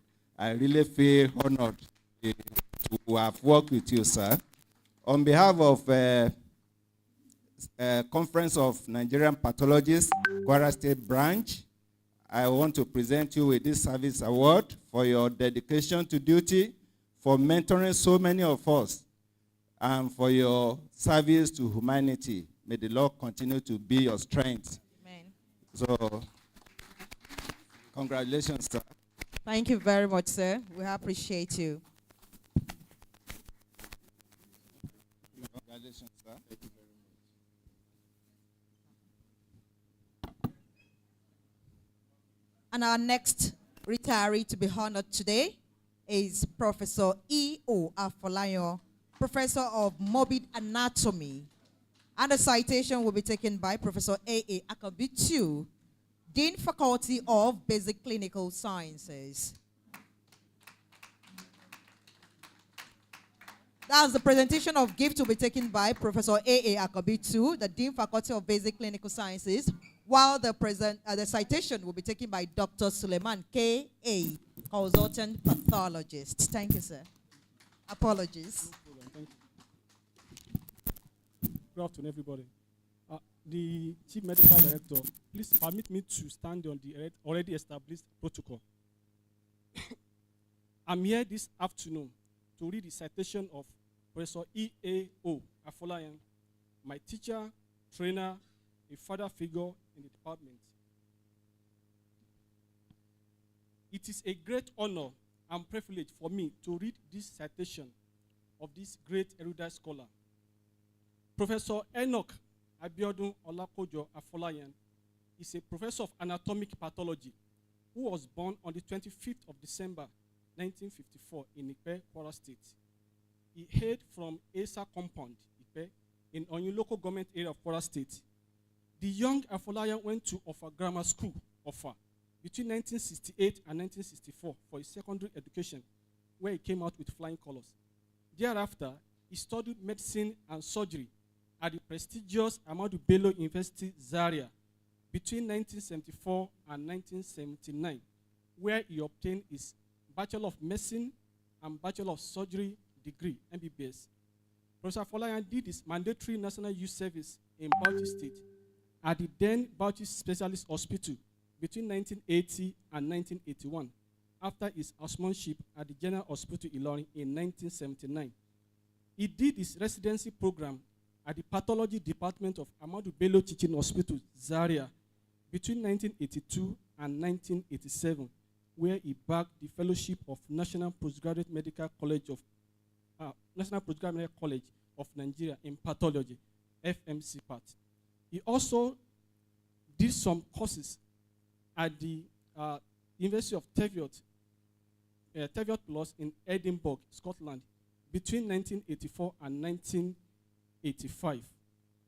Professor Afolayan also did some certificate courses in earth planning and management and in computer science in the year 2000 and 2007, respectively, both at the University of Ilorin, Nigeria. Professor Afolayan is a member of numerous learned societies, where he has distinguished himself and has been honored. To mention but a few, he is a member of Medical and Dental Consultant Association of Nigeria, MDCAN, member International Association of Cancer Registry, IACR, member College of Nigerian Pathology, CNP, member Nigeria Cancer Registry, member Nigeria Medical Association, NMA, among others. Working experience. Professor Afolayan is loaded with experiences and has worked in many hospitals within the country. He has worked at Osun State University Teaching Hospital, UTH Osogbo, between July 2022 and June 2023 on sabbatical. He is honorary consultant pathology at the University of Ilorin Teaching Hospital from 1997 to date, and is a professor of anatomic pathology at the University of Ilorin between the same period. Visiting consultant to the Ladoke Akintola University of Technology, Osogbo, between the year 2004 to date. Is also a honorary consultant part-time to Usman Danfodio University Teaching Hospital, Sokoto, between 1992 and 1994. Honorary consultant pathologist part-time, Dela National Hospital, Kano, between 1990 and 1994. Honorary consultant pathologist, Department of Pathology, ABU Zaria, 1988 to 1994. He was senior registrar at Department of Pathology, ABU Zaria, between 1984 and 1987. He was also a registrar at Department of Pathology, ABU Zaria, between 1982 and 1983. He was senior arts officer at Department of Pathology, Ahmadu Bello University Teaching Hospital, Zaria. Medical officer at the General Hospital between June to October 1981, and also a youth corper at the Specialist Hospital, Bauchi State, between 1980 and 1981. He was at General Hospital Ilorin between 1979 and 1980. Professor Folayan has also cut his tooth in politics. He was appointed the caretaker chairman of Oyun local government, Ilemon, Kwara State. He has held numerous positions of responsibility, too numerous here to mention because of time. Professor Folayan has also acted for the Chief Medical Director of UITH Ilorin at different occasions between 2001 and 2003, ditto as acting CMAC between the same period. He was also the former chairman of MDCAN UITH branch. Ladies and gentlemen, Professor Folayan has served as editors of so many journals, including Sahel Journal. He has also served as peer reviewer scholar, examiners at both undergraduate and postgraduate level. He has supervised many master projects, PhD theses, and numerous postgraduate dissertations. Ladies and gentlemen, Professor Folayan has also worked as Dean, Faculty of Basic Medical Science. He has taught pathology in many medical schools. Community service. Professor Folayan has rendered a selfless services to humanity by serving his community. He was elected the national president of Ipe Progressive Union between year 2015 and 2018, where he has achieved monumental and unforgettable accomplishments. He also served as president of Ipe Community Club, Kwara State, between 2001 and 2015. He's an honorary member of Ilorin Central Lions Club, Ilorin, Kwara State. Professor Folayan is a prolific writer and author who has authored so many publications, both locally, national, and internationally. He's happily married and blessed with children and grandchildren. Ladies and gentlemen, I present to you Professor Enoch Abiodun Olapojo. Help me appreciate the erudite scholar. Thank you.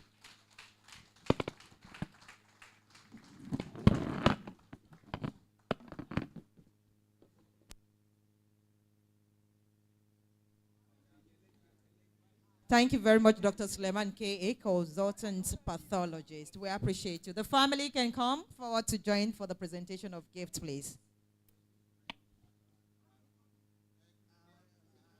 Sir, in recognition of your outstanding commitment to the development and growth of the College of Nigerian Pathology, Kwara State Chapter, a teacher of teachers, a professor of professors, and a widely recognized national mentor of so many doctors, on behalf of the CNP Kwara State, I present this plaque to our retired professor.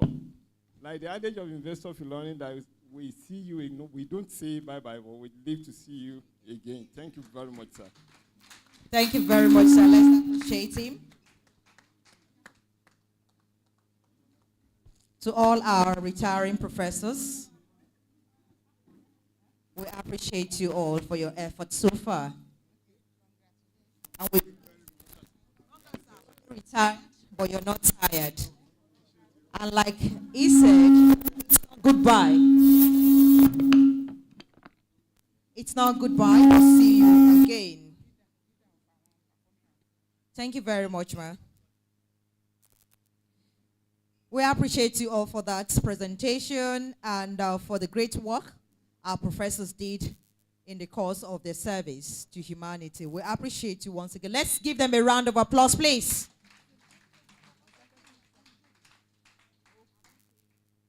Before we proceed with the entertainment, all work and no play, I don't want you to make this all a quiet one, but a very, lively one. So before we proceed with the entertainment by the performing arts members of University of Ilorin, led by Mr. Ola Lusikende, we would like to invite our participants for the symposium that will be taking place immediately after the presentation of the entertainment. I would like to invite to that special corner, first of all, the Executive Secretary, Kwara State's Hospital Management Board, in person of Dr. Abdulrahim Abdul Malik, is going to be our first speaker. So please kindly have your seats at the special corner, sir. Thank you, sir. I would like to invite to that special corner as well, Professor B. Olarioye, HOD-ONG. Let's appreciate them. Dr. Suleiman, ST, pathologist, HOD medical microbiology. Please kindly move forward to the special corner, ma'am. Dr. Oseni Ismaila, representing HOD surgery. Kindly move forward to the special corner, sir.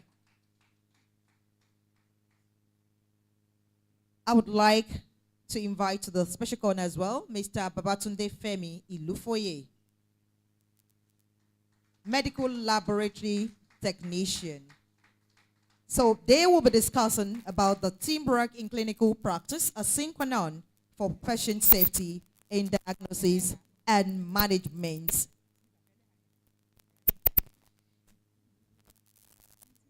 So we'll be having you all join us on the stage. Okay, we equally have Mr. Suleiman Ibrahim E., medical lab scientist. Please kindly move forward too, sir, to this special corner. So before we proceed to the discussion for today, which is the sub-theme for this program, the teamwork in clinical practice, a synchronon for patient safety in diagnosis and management, would like the performing arts, University of Ilorin, led by Mr. Olalusi Kehinde, to take the stage for his performance for the next 5 minutes, please. 5 minutes.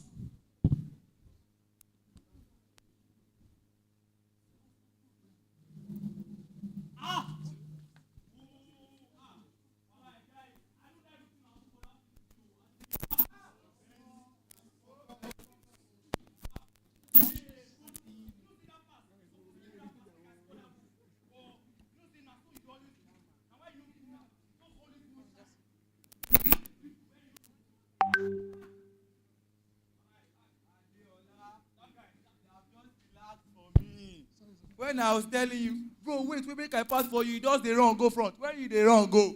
Eh? Hey. But wait, let us think about it. What are we going to think about it? Our Sapia is seriously wrong. Exactly. Adiola, Jesus. Your leg is swollen. You have to go to the hospital. Don't do what you talk. So Sabia is the now. I know Sabia. You don't see me go hospital before. Get one chemist for beside my house there. Calm down.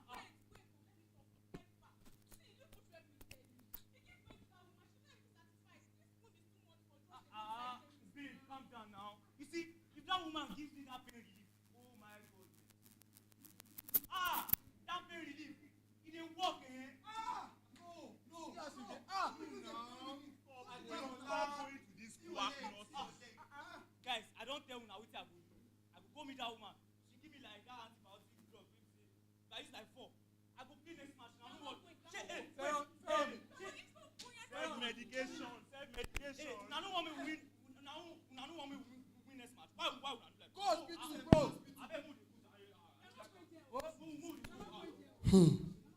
Distinguished ladies and gentlemen, a lot has been said today from your own point of view, but we want to take a look at it from the patient's point of view. What amount of control do you have as clinical personnel? Let's discuss the come, go, and come syndrome. Many of these patients will come to the hospital, they will take the diagnosis and prognosis, they will go back to those roadside pharmacists, what do they call it, chemists, they will get the drugs, take overdose or underdose, and when it gets worse, they will come back. You see what I mean by come, go, and come? That leaves you to a whole lot of headaches, trying to find the causes, the effects here and there. By the time they get the antibiotics in overdose, the wound keeps on deteriorating, and then all these AMR that we have discussed begin to set in and cause a lot of havocs. You can imagine that player. And I don't blame him actually too. A footballer earning 70,000 naira without care, without any other remuneration. He has to think of other ways to solve his own problems, even though dangerous. It therefore means that the condition of living in this country is also a part of the problem. Please, let's watch.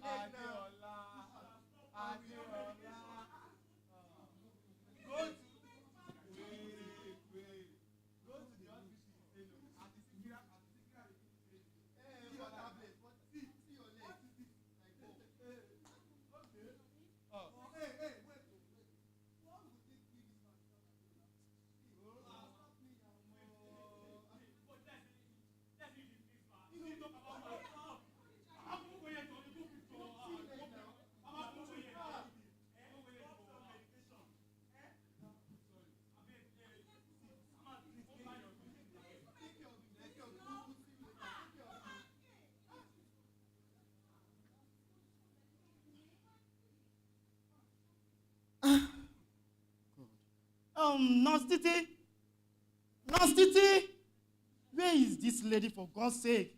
I am sure she is not here because of fuel price, because of her salary is not enough. She is waiting for a free ride to the hospital again. Can you imagine?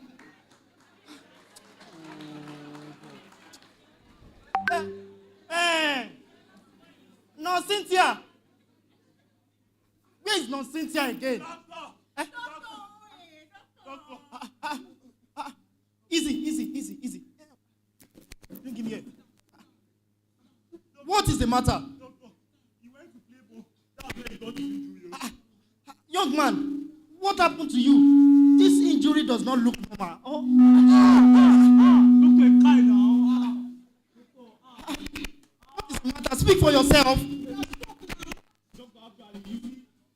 We went for a match, but we lost that match. I needed to play for the second. So I met a chemist beside my house. I told her to give me antibiotics. The pain.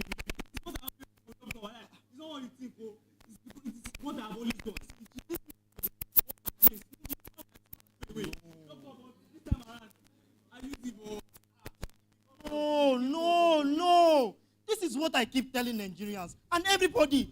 Don't you know that this is an improper and excessive use of antibiotics, and it will lead to a resistance? Eh? Okay, you know what? Just go inside. No, City.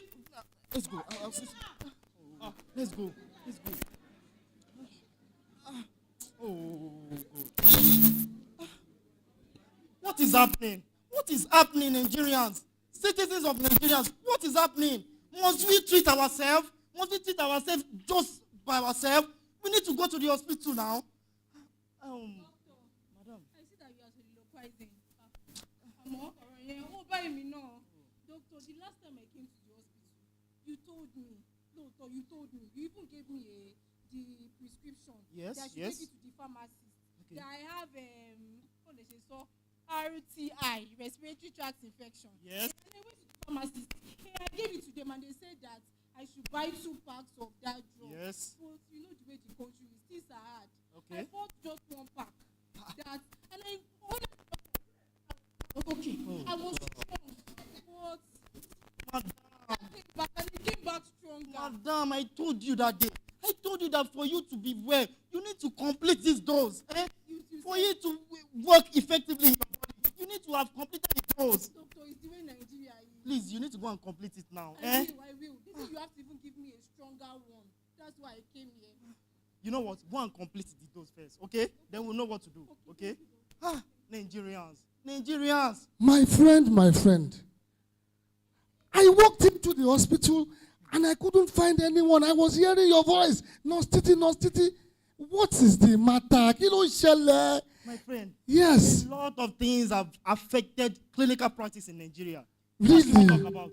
The lack of proper poor salary has contributed to it.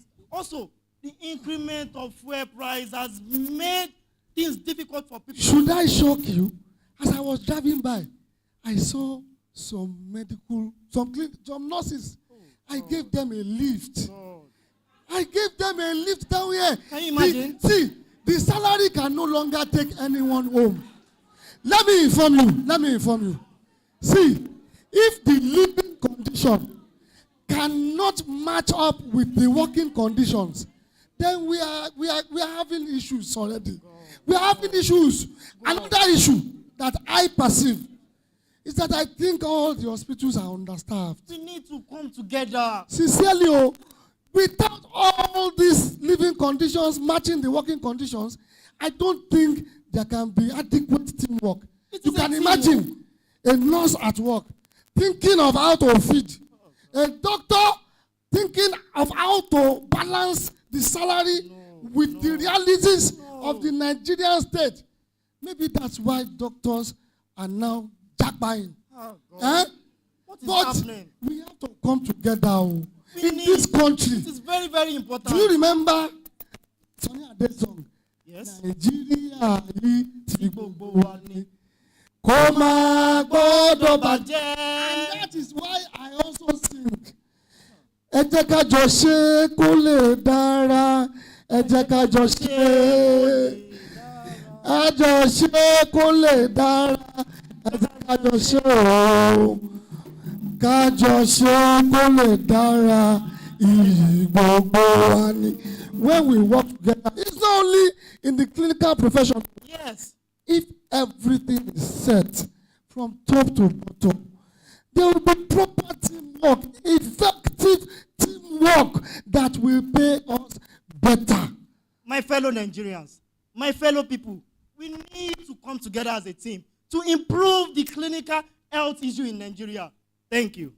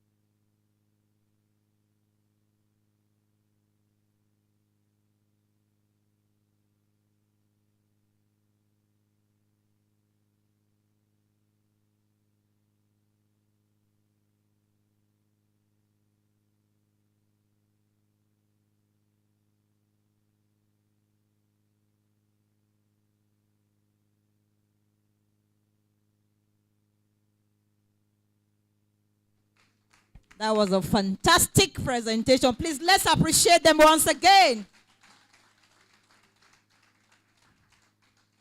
That was a presentation that actually went in line with the topic of discussion for today. We appreciate the Performing Arts University of Ilorin for that beautiful presentation. Thank you so much. Let's appreciate them once again.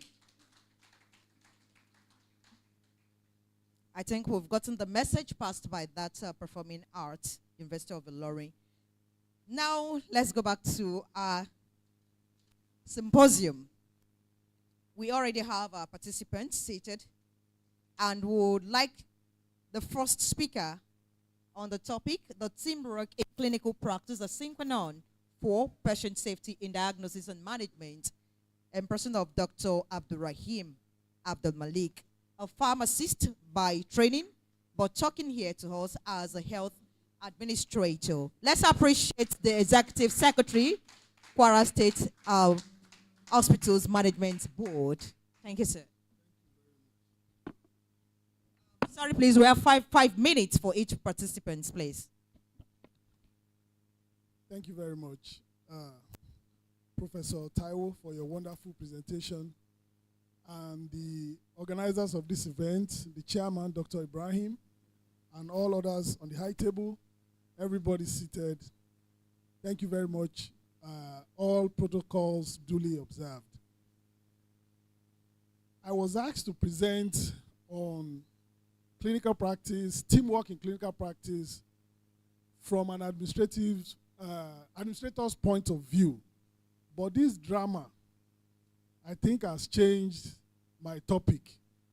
As a pharmacist, the drama really hit home to the problem we are having in our society. But if the organizers will present, I'll divide my presentation in 2.5 minutes of each presentation. I need to talk about this issue of drugs being abused.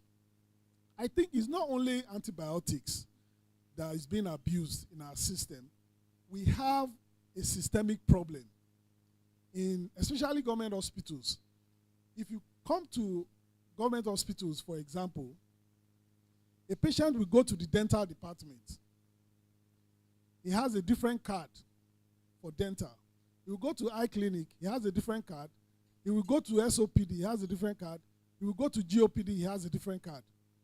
Each doctor don't know that this patient has been to these 4 places. They will all prescribe drugs. This actually happened to my mom. I came home one day and she had 8 different drugs to take. 3 different NSAIDs from different doctors. You can't blame them because it's the way the system is set up. So I had to sift through all those drugs and reduce them to about 3. So it's not only antibiotics, we have a systemic problem, and I think it's time we start advocating for EMR, whereby every doctor can know where a patient has been in the hospital. This will really, really, really help us. So I just wanted to chip that in after listening to, and I think I'm going to invite this drama group to come and talk, to come and perform for hospital management board, so that our patients and our staff can also learn from this. So briefly, from an administrative point of view, I view teamwork in clinical practice as being an essential in delivering high-quality patient care, ensuring efficiency, healthcare operations. It's a critical component of clinical practice that impacts on organizations' productivity, safety, and overall service quality. Because the time has been reduced, I'm just going to talk about staff retention and satisfaction on the job, because there was a lot of mention of JAPA syndrome. And to be honest, as an administrator, I'm suffering it. It's the worst nightmare when you don't have enough doctors. They are overworked. the nurses are overworked. Everybody, even the health attendants, they are overworked. So it's a big problem. In terms of teamwork, we all practice teamwork daily in our daily lives. Unconsciously, you might not know. Even to the megad in your house, you driving out, the megad opening the gate for you, that's teamwork. You are practicing it unconsciously. So in the health system, we have to practice it, because as a pathologist, you make the diagnosis. You are not going to go to the lab.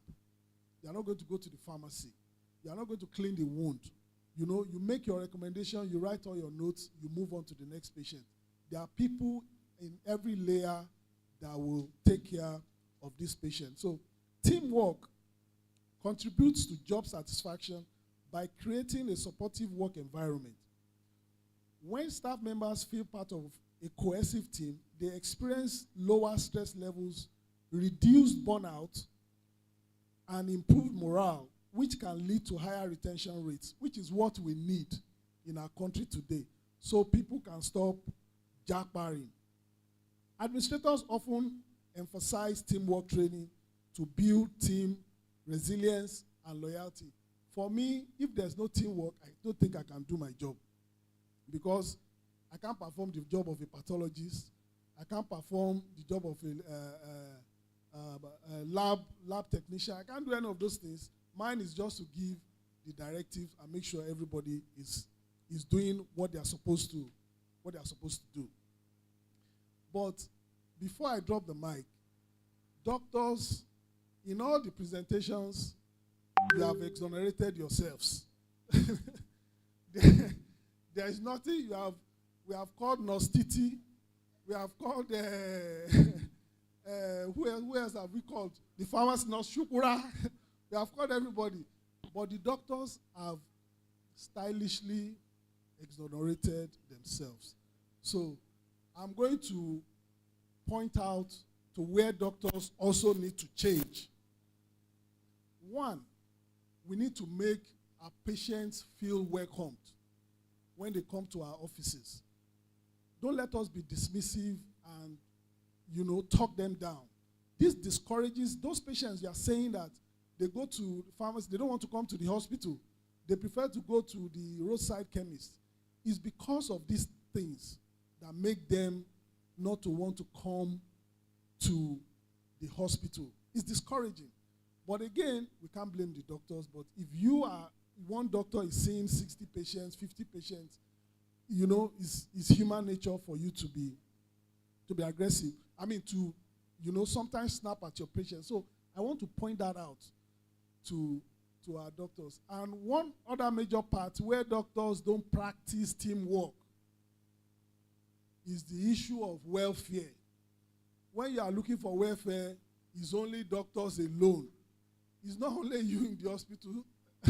Please always include, even if you don't put them on your own request to the government, call the other healthcare professionals, let them know what you're about to do. Because, honestly, you cause problems for people like me when you request for welfare or salary increase, and we're able to achieve it for you. The next thing is you see the nurses will come, pharmacists will come, lab technicians will come, attendants will come. So the chain goes on and on. It doesn't stop. So it's always better for us to do it one time. We have started another one now. And they came to my office and I said, look, you people have come again. Let's bring everybody together. Let's face government once, not in layers. This is what I wanted to chip in. But overall, I want to appreciate the doctors for always being there for us, taking care of our patients, and the general public, to be honest, they are really satisfied with what the doctors are doing. Thank you very much for the opportunity.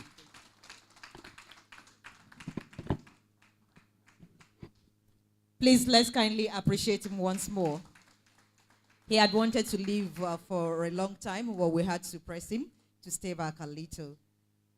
Before we proceed to call the next participant for the next 5 minutes presentation, I would like, on behalf of the Performing Arts, University of Ilorin, to apologize to the nurses, both the students, the directors, the HODs of nursing seated here today. I think the presentation did not actually mean to slight the nurses. In fact, from the information I got, not quite long, the director of nursing were part of the first set of people to get to the hall today, including their students. So let's give them a round of applause, please. So we didn't mean to slide the nurses. Without the nurses, I don't think the doctors can work alone. You attend most of the patients. So let's appreciate them once more, please. Thank you very much. It's all about teamwork. We're still talking about teamwork. We appreciate you. All right, let's invite the next presenter for the symposium on the teamwork in clinical synchronal for patient safety in diagnosis and management, Mr. Suleiman Ibrahim E., medical lab scientist. We're calling him now because he has an urgent thing to attend to in his office. So we appreciate you, sir. Please kindly 5 minutes. Thank you. The CMD, ably represented by the CMAC, other member of High Table, distinguished professor, and other member of the floor. Thank you. I feel honored to be given this topic, teamwork in clinical setting, an essential. I would like to, in order to achieve successful teamwork, there are components. Because of time, I would like to talk on 3 aspects, if time permits me. Number 1, sense of belonging. For an effective teamwork, there should be sense of belonging. Every member of the team should feel that we're together. A situation whereby a member of the team make a mistake and we assume so-so person made a mistake. Instead of getting to the root, we're escalating it. It's not a good team spirit. Let me cite an instance.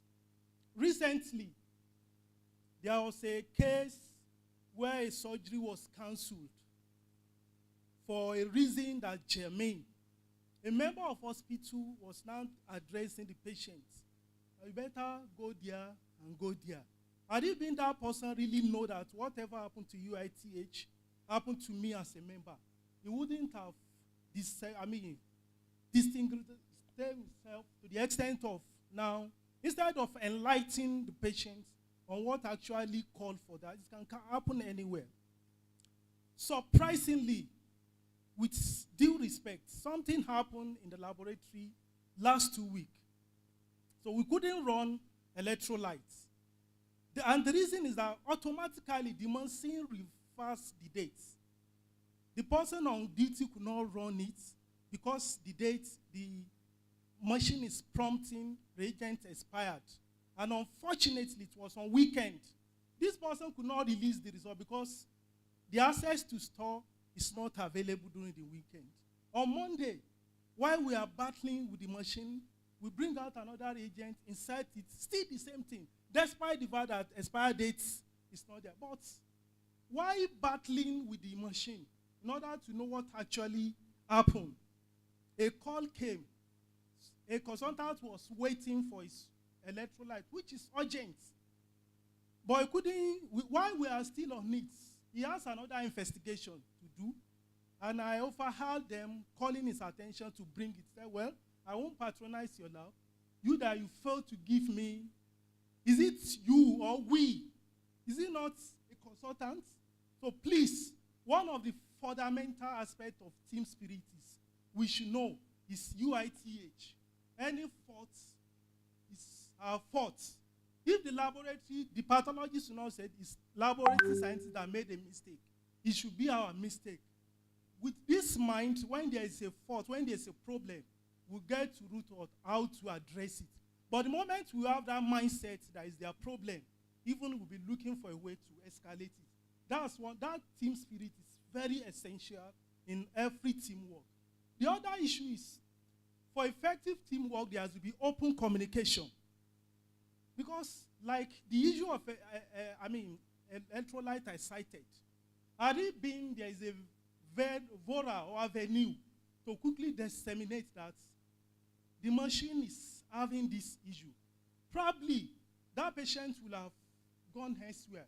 We all know the rigor the patient are passing through. Once the payment is made, to reverse it is always a problem. And some of these patients, they may not have other means to go outside. Had it been, though, we can communicate through internal memo, all other means of communication.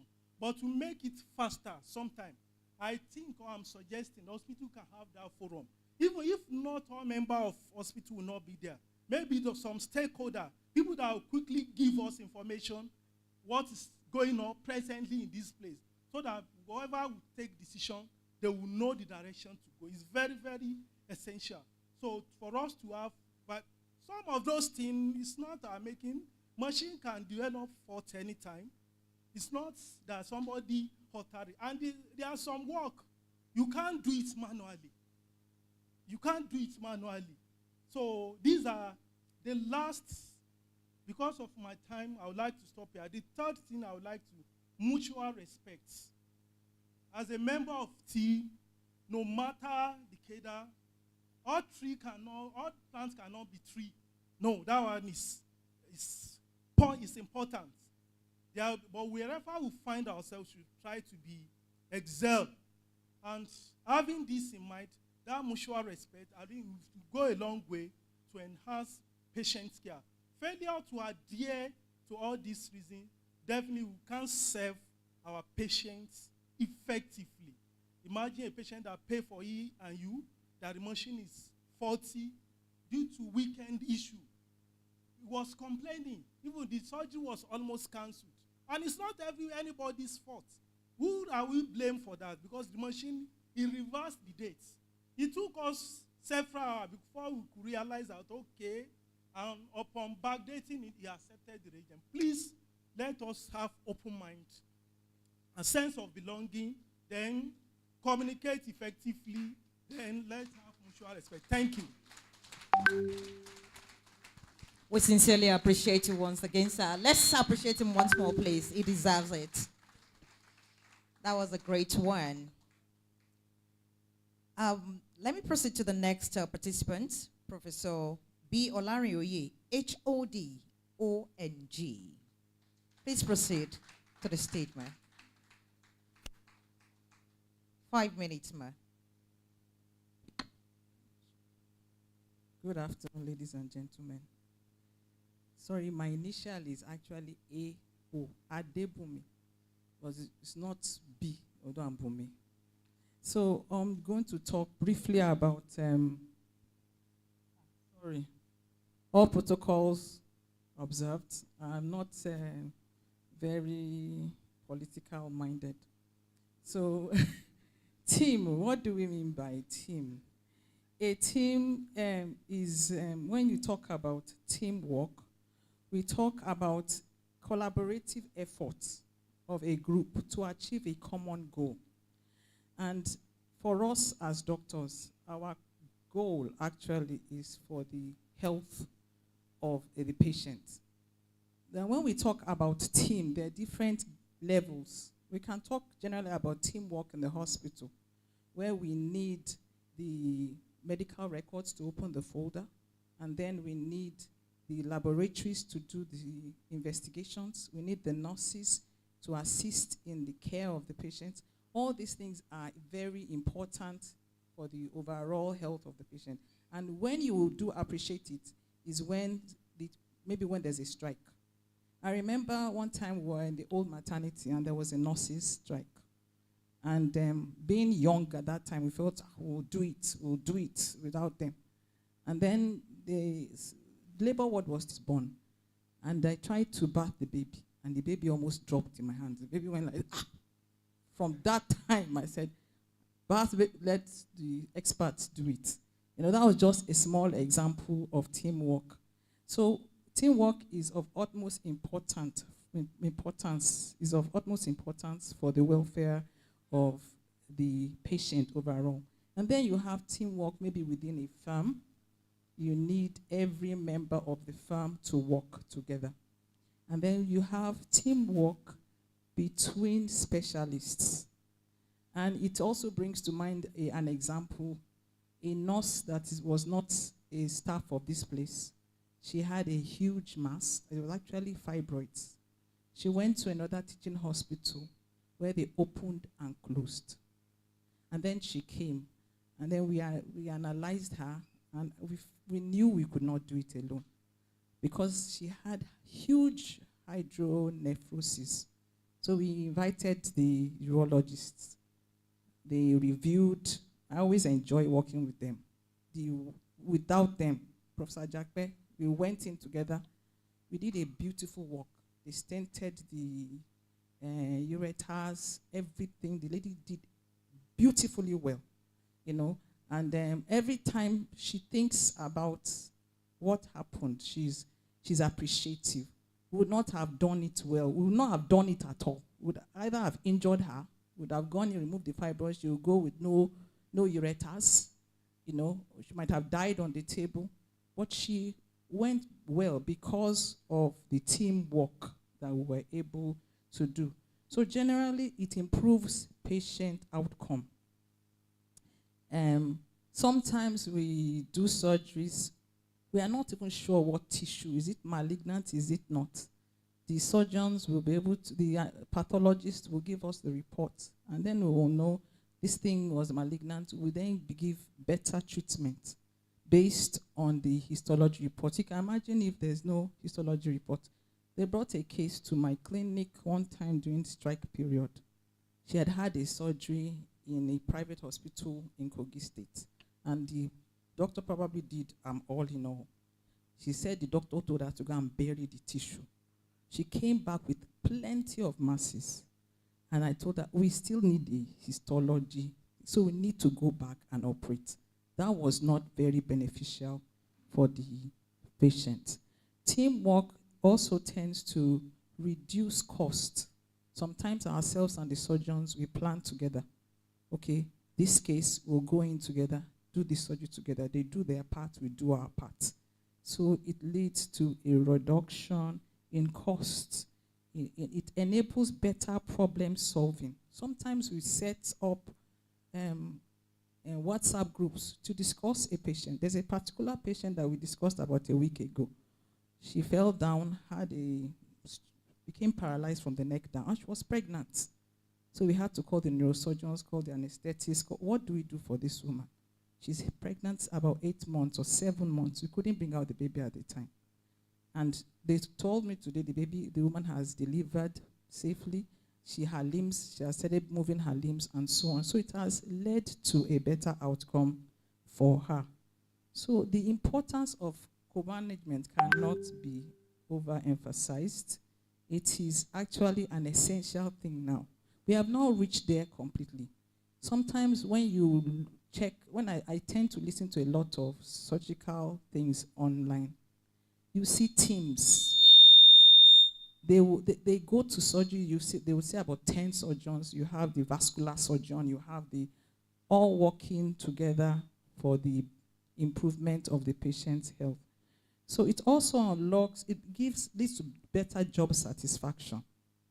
You are going, everybody is happy. The patient is happy with the nurses. They have treated her like a mother. She's so happy with, and you yourself, you are happy with her. She sees you in town. Maybe she sells things. Sometimes I go to market and she sells things and says, hey, bah, all those kind of things. There's good job satisfaction and so on. So teamwork cannot be overemphasized. And I hope that we will continue to improve on it. Nobody will now start wanting to show that I'm a champion, I've done it alone. It is not to the benefit of the patient. Thank you very much.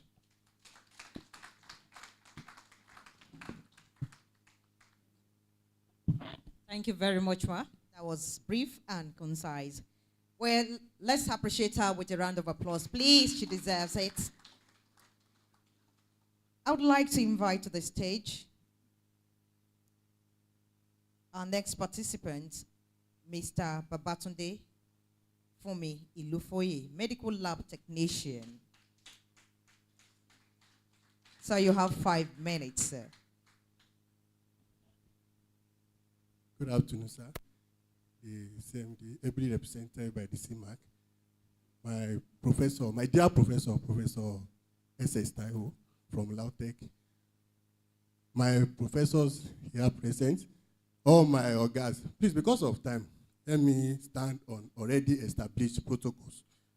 First and foremost, I want to express on behalf of the Association of Medical Laboratory Technician and Assistant Kwara State, I want to express our profound appreciation to the leadership of College of Nigeria Pathologists, especially Kwara State chapter. Because this is the first time they are inviting us as a participant to this important event. Okay, well, but we are, this is the second time I will be one of the speakers at this occasion. And my members have a message that they have mandated me to deliver on their behalf. I want to say, without any contradiction, that our members, both at national level, I mean the National Association of Medical Laboratory Technician Assistant, has enjoyed a lot of cooperation with our pathologists at the national level. At the level of UITH, our working, because some of us have had opportunity of working with our pathologists. I have my organs here, Professor Charles Moburo, with due respect, is our Oga, Professor Akambitu, Professor Fadeyi, Dr. Sumen, all of them, they are our Oga. You see the way we interact in the department, you will not know that, in fact, presently, it is worthy to mention that factually in my own department, medical microbiology department, we have we have to let you know that we are about to implement QMS, Quality Management System. And I'm happy to be a member of that committee. It's a very crucial committee, which they incorporate. It has never happened in the department before. So I have to, at this level, we have to commend the leadership of Professor Fadeyi, Dr. Suleiman, Professor Fadeyi, Professor Akambitu, and Professor Wabuzi for that opportunity given to us. And our member have also asked me to reaffirm our commitment that we are ready anytime, any day, to continue to work closely with the pathologists. Anytime our attention is needed, we will always be there for you, because you have always given us a due recognition. Thank you very much. Sorry for taking much of our time, because if I did not deliver that message, I will be penalized by my member. The theme of today is teamwork in clinical practice, essential ingredient towards improving patient safety in dignity. In the dynamic and multifaceted world of clinical practice, teamwork stands as a cornerstone for delivering high-quality patient care. Healthcare professionals encompassing roles such as pathologists, medical laboratory scientists, medical laboratory technicians, etc., work in concert to ensure comprehensive and cohesive treatment plans. This collaborative approach not only enhances patient outcomes, but also fosters a supportive and efficient work environment for the overall. Some of the highlighted points here, although some of them have been stressed, but we still need to, it cannot be overemphasized. So we still need to mention few about them. One, through teamwork, it leads to enhancing patient outcomes. One of the primary benefits of teamwork in clinical practice is the provision of holistic care. Patients often require the service of multi-specialists to address complex health issues. For instance, a patient recovering from a stroke may need physiotherapy, speech therapy, dietary adjustment. When healthcare professionals collaborate, they can create an integrated care plan that addresses all aspects of the patient's health, leading to better recovery outcome of our well-being of the patient. I think I will have to commend our pathology. I keep mentioning medical microbiology. I don't know what is happening in other departments, but I've seen occasions where our pathologists collaborate together, because these people are approachable, they are accessible, and they are friendly. They are friendly. So we have collaborated in such where there are instances where we need to work together, they move forward, and we too, we can assess them at any time. Professional development and job satisfaction. Working in a team environment offers numerous opportunities for professional development. Healthcare professionals can learn from each other's expertise, experience, and skills that enhance their own practice. For example, medical laboratory technicians may learn new techniques from the pathologists or laboratory scientists and thereby enriching their knowledge and skills. This cross-disciplinary learning fosters a culture of continuous improvement and innovation. Teamwork also leads to efficiency and resource management. In a well-functioning team, tasks can be allocated according to each member's strength and expertise, leading to more efficient and effective care delivery. This division of labor ensures that all aspects of patient care are addressed promptly and competently. It also enables us to have trust and respect within the members of the team. Effective teamwork is built on a foundation of trust and respect. Healthcare professionals must value each other's contributions and recognize the importance of every role in the patient care. This mutual respect fosters a positive working environment where team members are valued and supported, leading to enhanced collaboration and better outcomes. It also helps us to reduce costs and days stayed in the hospital by the patient. By improving efficiency and reducing duplication of effort, teamwork can contribute cost-effective coordination, can be minimized, unnecessary test producer can be minimized, optimizing resources utilization. This benefits not only the healthcare system, but also patients who may end up paying lower medical bills and shorter hospital stays. It also improves communication. I think that has been stressed already. When there are effective communication within the team, such as regular meetings, updates, pertaining to concerning the management of the patient, I think that will be better for the patient and the team. Then conflict resolution. In any team, conflict can arise. However, in a collaborative environment, this conflict can be managed constructively. Open communication and focus on common goals enable team to address disagreement and find solutions that benefit both the patient and the team. Effective conflict resolution strengthens the team and improves overall care delivery. In conclusion, in the realm of the healthcare delivery system, teamwork is not only beneficial but also essential. This collaborative effort of diverse healthcare enhance holistic and efficient patient care, enhance professional development, and create a supportive work environment. By fostering a culture of teamwork, healthcare professionals can continue to improve patient outcomes, streamline processes, and build a more resilient and effective healthcare system. Embracing the power of teamwork is crucial for the future of healthcare system, making it an indispensable element in the quest for excellence in the patient care. Once again, I want to appreciate the leadership of pathologists for this opportunity given to us again. We pray that by next year we'll also be here to celebrate together. Thank you and congratulations. Thank you very much, sir. I think you deserve more round of applause. Let me quickly pass this message across to us. In case we have questions, definitely there will be questions. Please keep your questions to yourself. There is time for questions and answers, including the first presentation by Kino Taiwo. We equally have an award to be presented to you, sir. So when it is time, we'll call you to the stage for the presentation, and afterwards, we'll have our questions and answers. So we proceed to the next participant, Dr. Oseni Ismaila, representing HOD Surgery, sir. We're talking about teamwork, and we have diverse practitioners here today. Thank you, sir, sir. 5 minutes. Good afternoon, the chairman in absentia, the keynote speaker, all other protocols duly observed. I think the presenters so far have talked about a lot of things about teamwork, but I want to just come down to the reasons why we are here. Commemorating this day with the pathologist. Let's have it this way, that at times I see patients as surgeons, and like my other colleagues. And at the same time, maybe because of poor communication from the patients or language barrier, maybe my own limited knowledge, at times you will have to say, just send this man to the lab first. Because the history is not here or there. And on examination, you are not able to find anything so much that will make you make some conclusions. let him have ultrasound, Jerry, because that's the way it is at times. So you can now imagine if that patient does not have the opportunity to either go to the lab or to the radiology, and in fact, he has back pain. Surgeons, it's not all the time. The best of surgeons are actually those ones that knows when not to operate.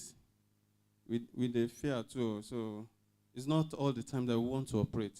So at times, say, this back pain, spine surgeons, okay, let's go to, no.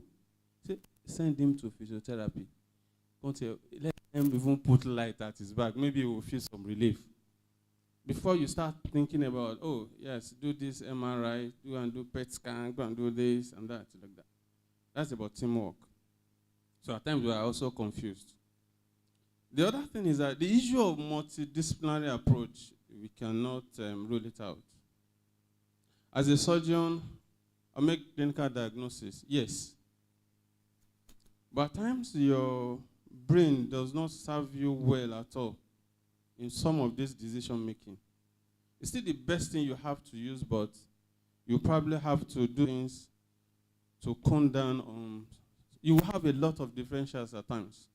And so to calm down, you will need the pathologist to help you out. Okay, from hematology to microbiology to anatomic pathology, chemical pathologies. The surgeon, you know that one of the most troublesome departments to the lab, I'm sure, is the surgery department. We will always be on the neck. Because as a training surgeon, for example, my consultant will not allow me to stay. I'm operating this patient this night. So the E&U must be ready. The full blood count must be ready. The MCS must be out. The X-ray, because the anesthetist will say, no X-ray, no GA. You don't do the chest X-ray, there's no GA. So the radiology department, they must be available. Me, I'm going to operate this patient at 11 p.m. And one radiographer will now say, no, I'm going, come and carry me. Say, me, I'm here. You have to be here too. I cannot sleep, so you cannot afford to sleep as well. So we will have to bombard everybody. But that is the spirit of the multidisciplinary approach to patient care, which you will have to maintain. Remember also that, especially with anatomy pathologists, intraoperatively, at times you are not sure, I'm removing this mass. Whether it has extended beyond this, I don't know. Frozen section is of importance. So say, Dr. Abubakar, you need to come into the theater now. So say, these surgeons, you like just garaging and bamboozling everybody. So it's not enough most of the time. So for me to be able to know, this is the safety margin. I get to a negative tissue margin there, then it is important for me. Now, one of the problems we'll probably face is the issue of reporting. On our own part as clinicians, because of the turnover time, I have only 3 patients to operate. But before I get into the theater, I hope the managers are here, but they're all left. By 9 p.m., the light is coming on, and so they send for the patient. At times, the anesthetist will tell you they are doing their conference and bringing the patient. Time factor. And so by the time you are finishing, before you return the first patient to the ward and bring the other one, that time is not properly managed. So at times I send sample to the lab, it's not properly labeled. At times it's wrongly labeled. And because as a consultant, fine, I'm going to operate, I have my residents, I have the house officer, at times, who will fill the form, and the information will be inadequate. I have one with Dr. Abubakar sometimes now. We remove a kidney tumor. One of the things that will give us headache is for you to, after writing everything, say, conclusion, see test or comment about, the diagnosis. You have thrown it back at me. Like we just remove a kidney tumor, and they are saying, you are describing is like what you have removed is an adrenal tumor. It was immunochemistry that helped us sorted that one out. So that's part of interdisciplinary approach that we're talking about. I can assure you that 70% of the clinical diseases, the diagnosis can only be confirmed by the pathologist. And so as clinicians, we will be dependent on them, ensuring that we take adequate sample collection and the right specimen container, and as well as proper documentation. So I hope that with this continued effort at integrating the approaches in our management, okay, as a surgical oncologist, I have the medical oncologist, I have the radiographists, radiologists, interventional radiologists, the pathologists, helping us out in all these our endeavors. So I thank you all for listening. Thank you so much.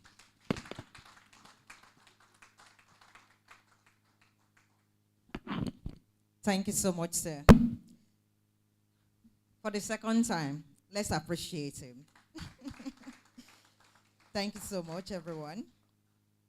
Let's move on to the next person, who is the last participant, Dr. Suleiman, ST, pathologist, HOD medical microbiology. Thank you, 5 minutes. I hope so. Good afternoon, Mr. Chairman and members of CNP, the CMD in absentia, Professor Taiwo, our professors and elders present. Please permit me to adopt the already existing protocol.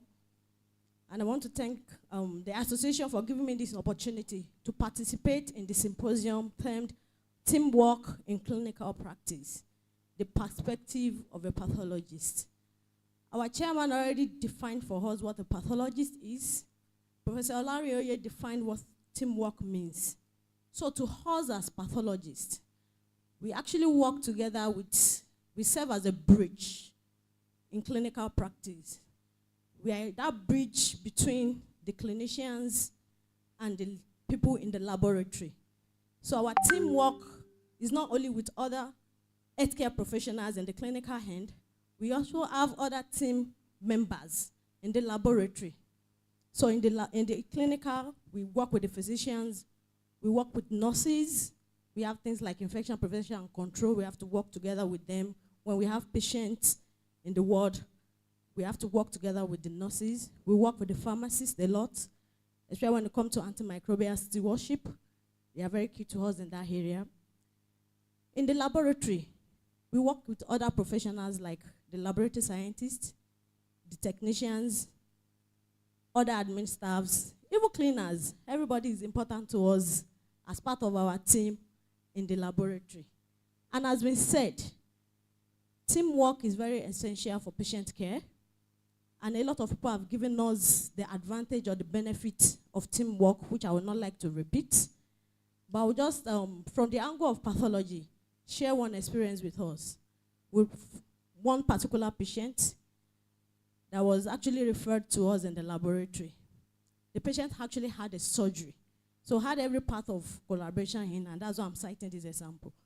The patient had a partial hysterectomy, and the person that referred sent to the lab because the patient was having this profuse vaginal discharge. And they kept on treating. Okay, they were sent to the lab outside the hospital initially, and they kept on getting this multi-drug resistant E. coli that was sensitive only to meropenem. Of course, they started using the meropenem, thinking that would solve the problem.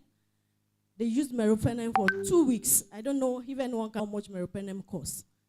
As at the last time I know, one ampoule was like 11,000. And patient was on meropenem TDS for 2 weeks.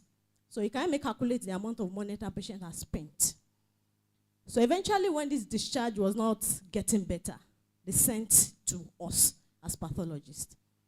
And when we first of all saw this patient, the first thing that came to my mind was, let's even collect an endocervical swab for MCS, and let's see whether we get anything from there. Immediately we took that sample to the laboratory.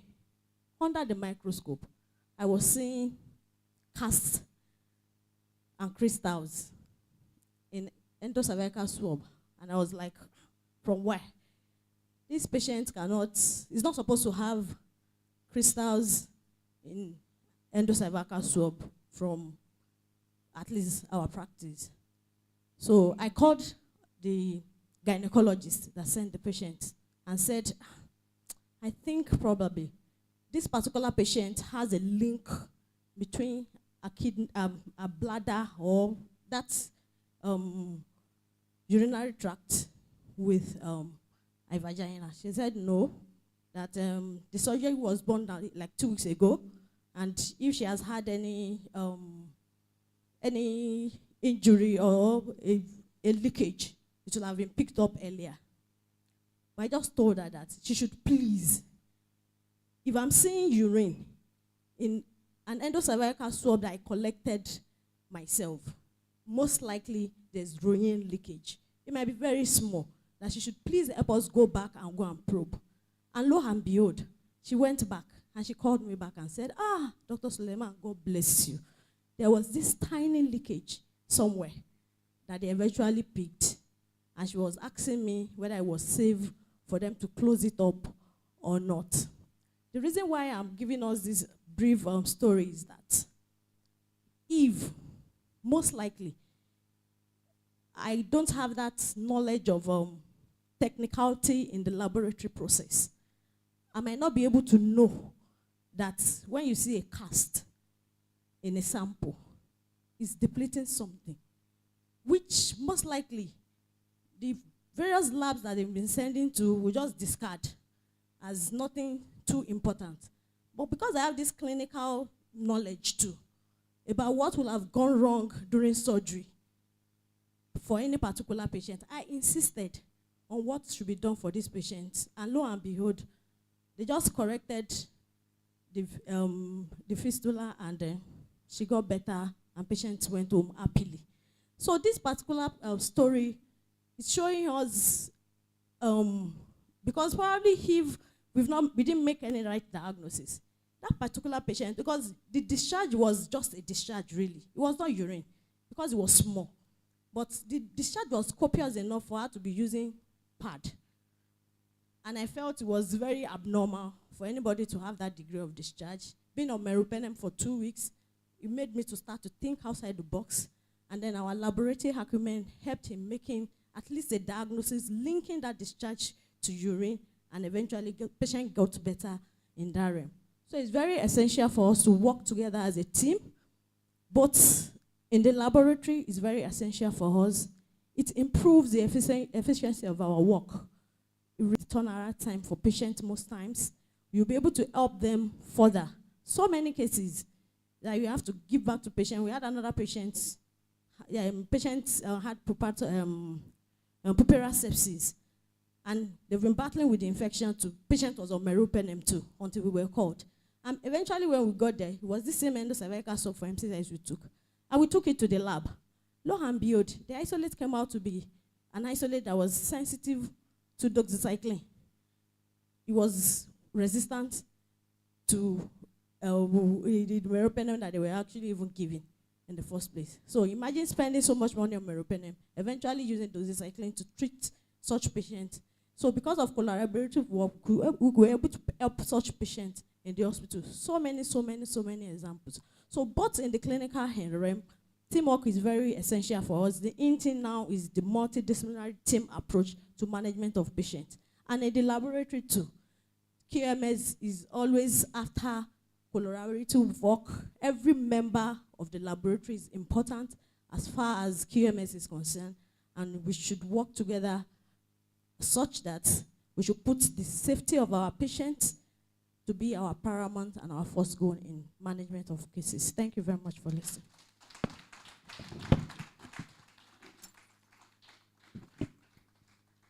We will never get tired. Let's appreciate her once more. Thank you so much, Ma, for that insightful participation and presentation. I think we've all had them on the topic teamwork in clinical practice, a synchronal for patient safety in diagnosis and management and we must have learned a lot, and we have some questions to ask. So it is questions and answer time. We have 10 minutes for this. Each row, one question from each row. Okay? I think presenters will take note of questions and will answer accordingly. Question number 1, sir. Sorry to disappoint you, it's not a question. It's just a comment.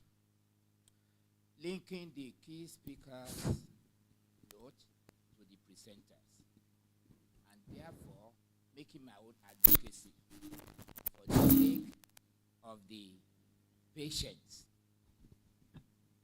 Yes, teamwork.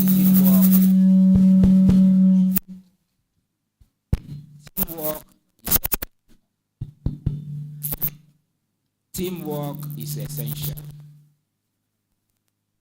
Pathogens certainly will bring about impairment. Impairment of organs will translate to impairment of function. By profession, I'm a physiotherapist. For that reason, you probably guess why I'm kind of standing up with this contribution.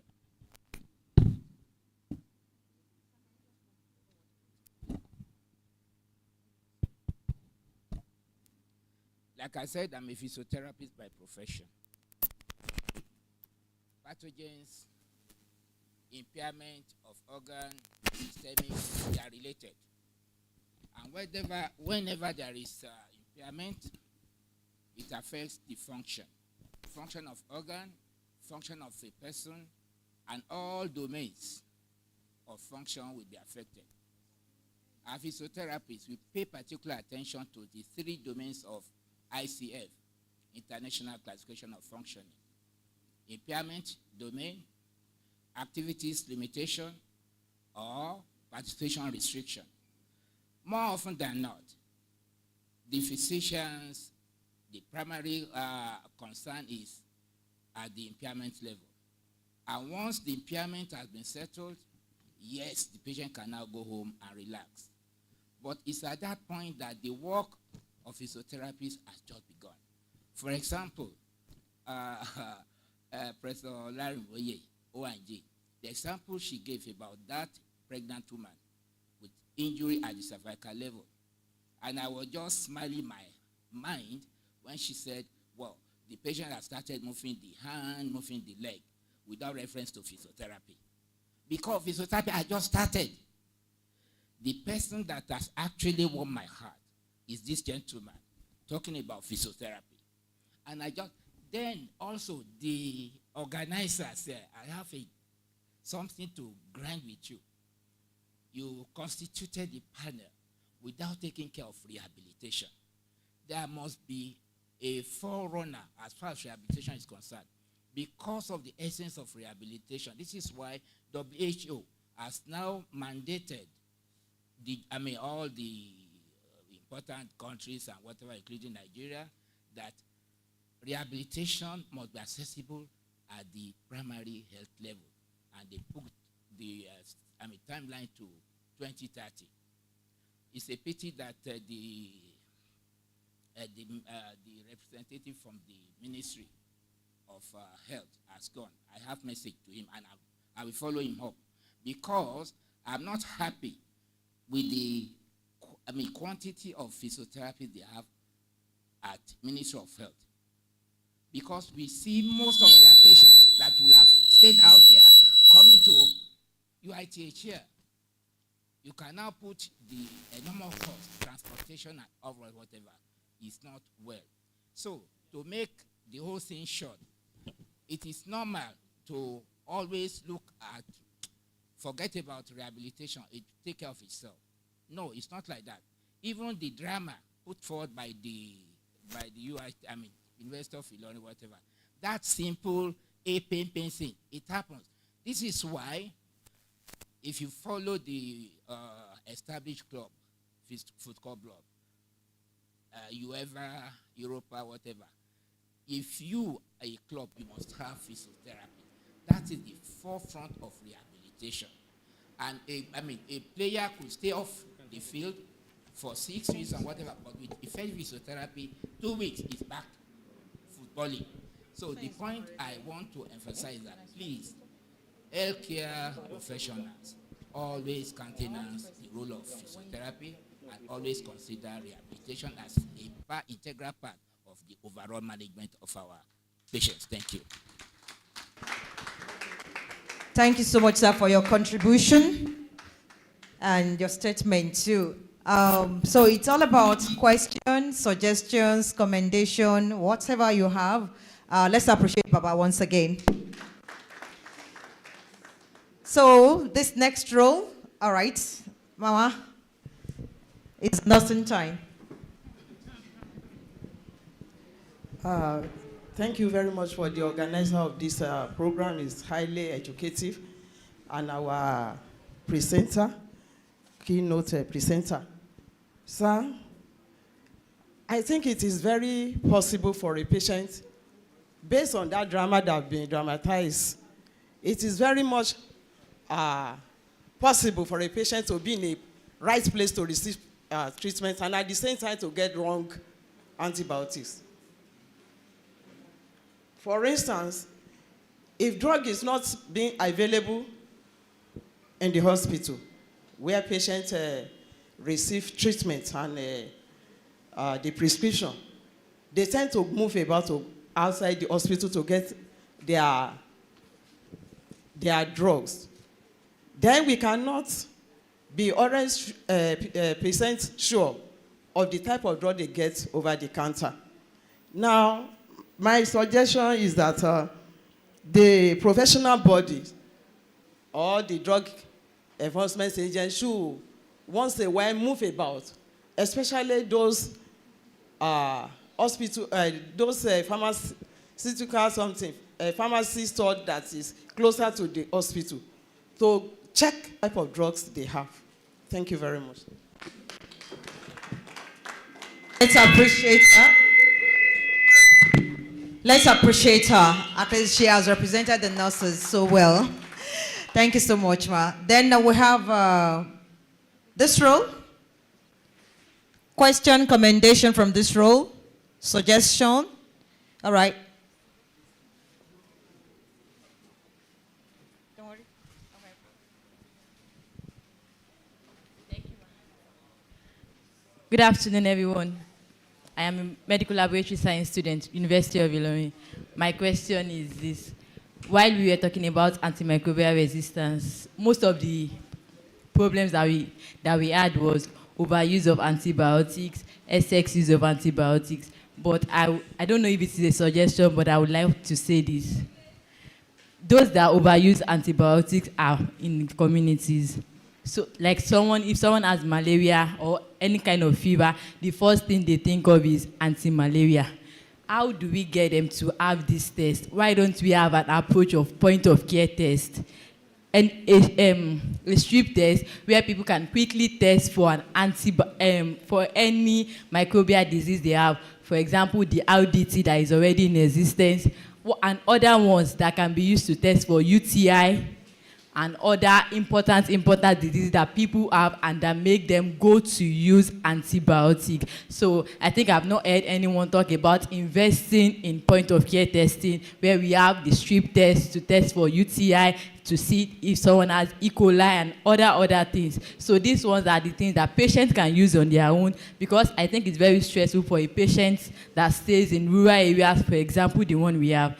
To look at the primary health care center in Okeose, it's nothing to write home about to even start with. So coming down to secondary institution, UITH is a tertiary institution, and I feel like it's too big to handle situations like that. Like someone with anti-malaria coming down to places like UITH, someone with UTI coming down to, we have serious cases to handle in tertiary institutions, and our secondary institutions also are not, some are really far. We have, I think, maybe 1 or 2 in Ilorin metropolis. So investing in point of care testing is something I really want us to look about, where we have strip that can diagnose patients on their own and by themselves, and we can also teach them how to, telemedicine basically, how to use drugs for whatever they've diagnosed by themselves. This at least should be primary before it escalates to stages that need them coming down to hospitals. Thank you.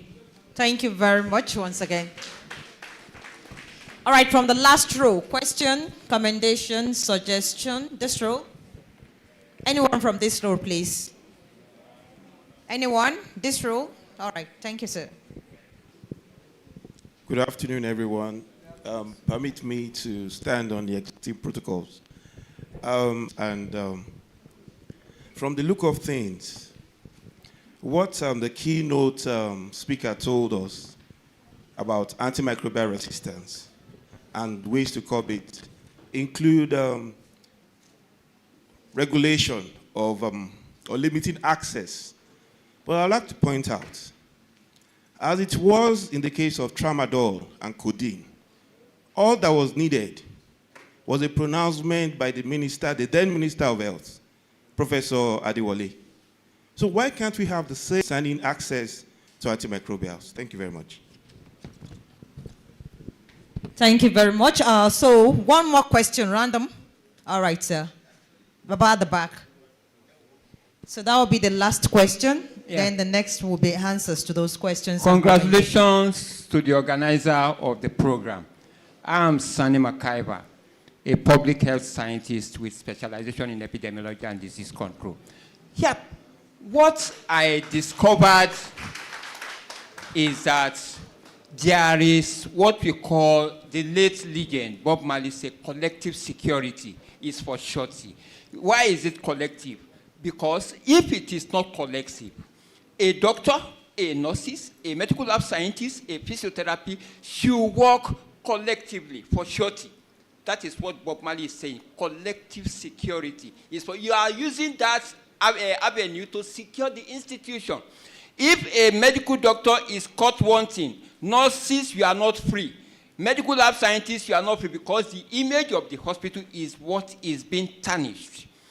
Another aspect of it is that in occupational health, in one of our subspecialty in public health, occupational medicine, it says a man who works himself to cracking points, owing to the misguided belief that he's indispensable, deceive himself, is suffering from egoism. If he dies or is crippled as a result of overwork, work will continue in spite of him. So we should all try and work collectively to assure surety. Thank you. Thank you very much, sir. The Yoruba people will say, "Emi ise ogun ju teyan lo."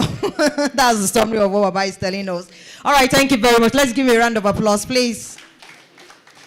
All right, now to the answers. I think keynote speaker, you have answers to some of the statements made. Thank you, sir.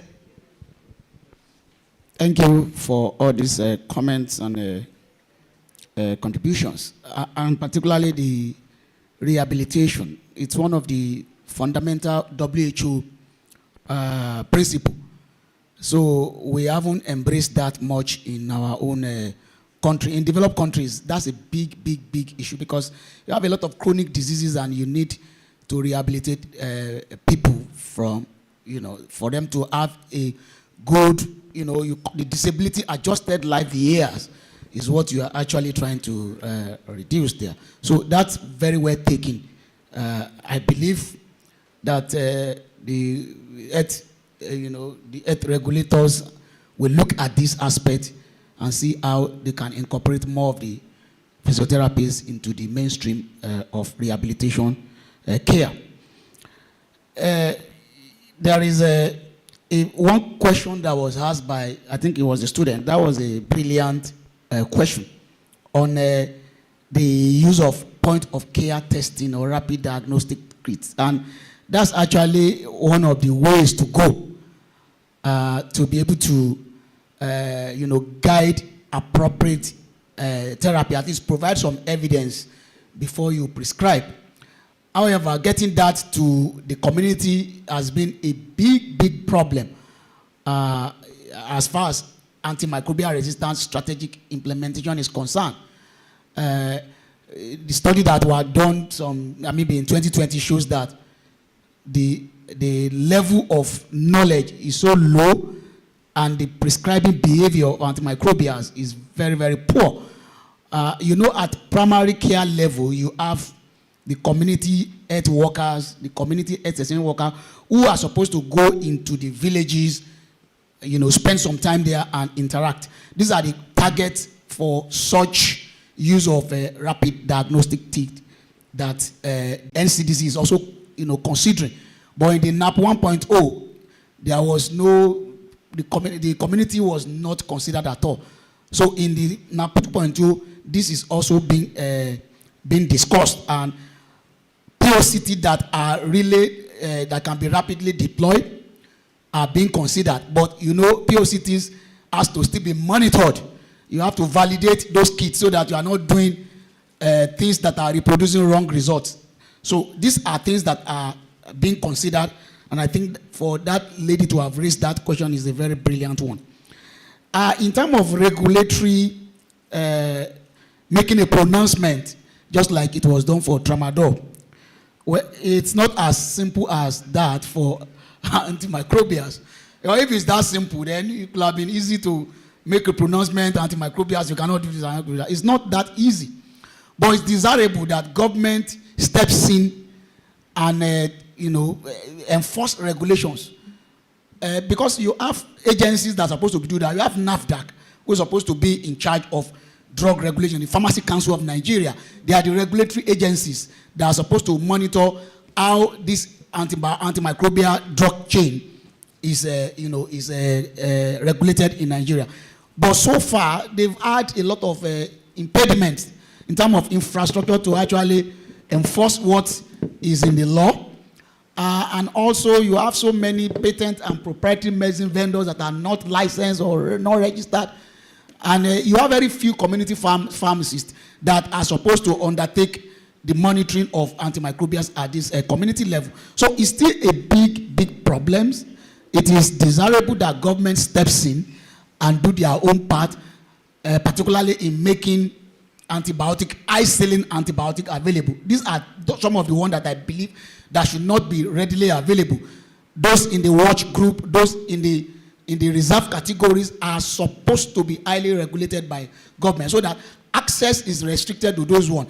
But at the same time, those that are supposed to be in the access group are supposed to be available, because when they are not available, people will go and use whatever that they can get. So these are areas that I believe the government should look into, and I believe the implementation of the National Action Plan 2.0 by the NCDC will consider this. We have suggested that to them, and I think they will work alongside the Pharmacy Council of Nigeria and NAFDAC to ensure that.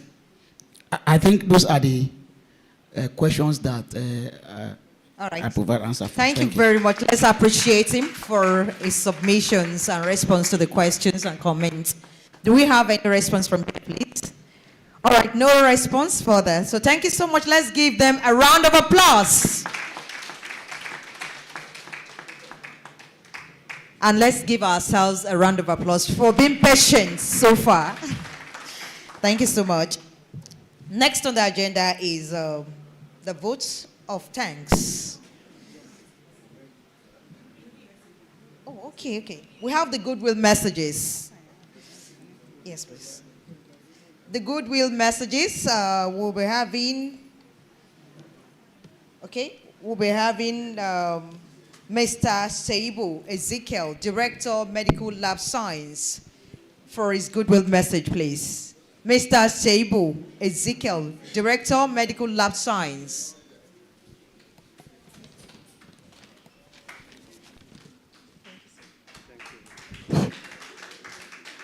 The guest speaker,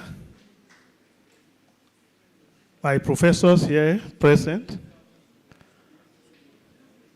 the College of Nigerian Pathologists, the organizer of this special program. We are very glad for this educative lecture, not only to the healthcare, but to the professional bodies. There is no any alternate way or another way of expressing teamwork, like to me. While I was sitting down there, I was just ruminating inside my heart that let's look at nature. I discovered that there is this one bedroom in our body, and there are about 3 professionals operating in that bedroom. And that is our mouth. We have the teeth, we have the tongue, and we have the saliva there. There is this meat, the Yoruba people call, I'm not Yoruba anyway, I'm Ibiraman. They said the erotoba yi, no one penny, no more. Those of you that like eating no more very well, that's when you cause problem or conflict between teeth, the tongue, and the saliva. And that's why you normally are having teeth biting tongue as a professional body in the same room. Because I imagine when you want to chew normal, what the teeth is good in doing is biting and tearing. While the tongue is busy rolling the meat inside your mouth, turning it to this side, the tongue will turn it here, you will turn it back here, you will turn it to the front, the teeth will just be biting. Then the tongue will be telling saliva, put more saliva, soft it, until the teeth is complaining, I'm tired of chewing. Though the tongue will say, what will I do? Swallow it down. Now, after tongue swallow, the saliva will now do the cleaning up of the whole mouth, whereby wash it clean to prevent mouth odor. Has anybody ever involved in settle conflict between teeth and tongue? Nobody. So, and at the end, what is the goal? The goal is for us to chew this normal, and this man swallow it, and by the time you visit the toilet, you will not see the normal. But when there is conflict, it is possible for you to go to the toilet and see the normal, not properly chew. And that's when there is conflict. But in a place, in a very suitable environment where they work together and they deliver the goal, you will never see normal. Or even if you swallow beans, whatever you eat, look at the way we chew corn. Hardly will you see corn when you visit the toilet. So there's no other ways. So if those three professional bodies could work together successfully in one room, why can't we? The healthcare delivery. Please, I want to encourage us. Like the speaker, MLT now, Lufoye, saying about micro. I was telling my people on Monday meeting, the era of let's keep our SOP from the pathologist so that they will not see the method and the technique of doing the thing has passed. It has passed. This is the era. Pathologists, the scientists, the MLT, everybody in the laboratory should come together and work to achieve our QMS. And there, we are moving forward now, seriously in micro. Even when you enter the building, you know that micro department is different from any other laboratory department. True or false? Quietly true. Fast, true. Now we are moving. We are aiming towards our star 5 now, ISO 158-191. We are getting there very soon. Why? Because of teamwork. Please, I want to encourage other departments, hematology, the chemical pathologist, and then the histopathologist. Please. Okay, sir. Thank you so much for this privilege. God bless you. Amen. Let's appreciate him with a round of applause. Thank you so much. I would like to invite the stage representative of the HOD Nursing, Deputy Director of Nursing, DDN, Malade Rebecca, for a goodwill message. 2 minutes, ma'am. Let's appreciate her, please. Thank you so much. The Chief Medical Director in absentia and the CMAC. I want to commend the keynote speaker lecturer. Thank you so much for the lecture, sir. Allah increase your wisdom. I want to greet all the professors in the house, all my seniors in the house. The only thing I want to commend the pathologists because they are doing a great work. I just want to give this slight story of myself 6 years ago when my husband called me and I was hearing the voice was not coming out. A lot of advices are coming from people. I said, okay, go and use this, and the voice can come out. And I told him, because it's not in Kwara State, I said, come down to Ilorin. And he came. So we have to go and visit the ENT. And they had to do endoscopy. And now think that they now saw a growth in the larynx. And they said the best thing to do is to remove those growths. And after removing it, they are going to send it to the histology. It's not that one really matter, but I was saying I hope this thing has not developed to cancer. So after the surgery, thank God for the success, and they send it to the lab. So 3 weeks' time, the result came out. And I learned that it was a growth. Early detection of things really matters. Because if we ignore it, or we didn't say it, it might lead to another thing. And that is why I'm begging us, we should not do self-medication. We should come to the hospital. If there's a need of test, let's do it, because they are doing their job. When they ask you to come so time, very sure you will meet your results. And even last month, something happened. One of my brothers came with a growth of lipoma, and they removed it by the plastic, and we sent it to the lab. The result came out. I want to prevent it before it leads to another thing. That's why if I see anybody, even if I don't know you, if I see you, do this thing on time so that they can know, they can bring out the results. And I pray for all of you, sir, that Lord will reward you. Not here or not alone, and heaven to come. The Lord will help you. Amen. Let's appreciate her, please. Dr. Kamaldeen Olusheye, HOD Physiotherapy, Unilorin. Please come to the stage for your own goodwill message. 2 minutes, Baba. Thank you, sir. Well, I'm not used to disrespecting women folk because one of them happened to be my mother. And I also have them as daughters as well as sisters. Because of that, I will respectfully oblige. What I want to say, or what I could have said, is what I've put forward during my comments. I'm just hoping that everyone here will take it home and don't, as you say, keep it in your left hand, provided you are not left-handed. So don't eat with it. Remember that always. Thank you very much. Thank you so much, sir. All right, we have a presentation to make for the keynote speaker before we proceed to the vote of thanks. Professor S.S. Taiwo, please come to the stage for a presentation of an award.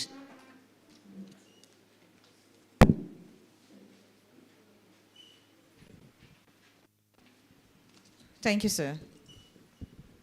Well, this is the time to appreciate and to commend our keynote speaker.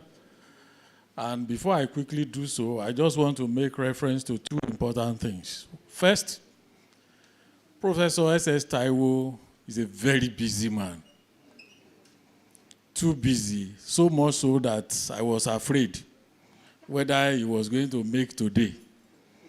And as I met him when he came, he said, well, he has another assignment, but because we approached him first, that's why he's here. Please, let's give him a round of applause.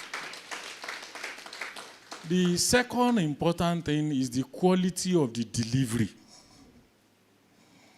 The information so packaged is not available to just anybody. Even if you are called, you are not likely, let me put myself so that I will not be sounding derogatory. I'm not sure that I will be able to recall 50% of what he has given to us. And I want to especially plead, sir, that your presentation is online. That is great. Can we give him another? So, on this note, sir, on behalf of CNP Kwara State, and especially the organizers of this event, ably led by one and only the Alaria of our city, the Mama herself, Dr. Mrs. Durotoye. I have the singular honor to present unto you as a token of appreciation for your contribution to today's celebration of Pathology International Day. Thank you so much, sir.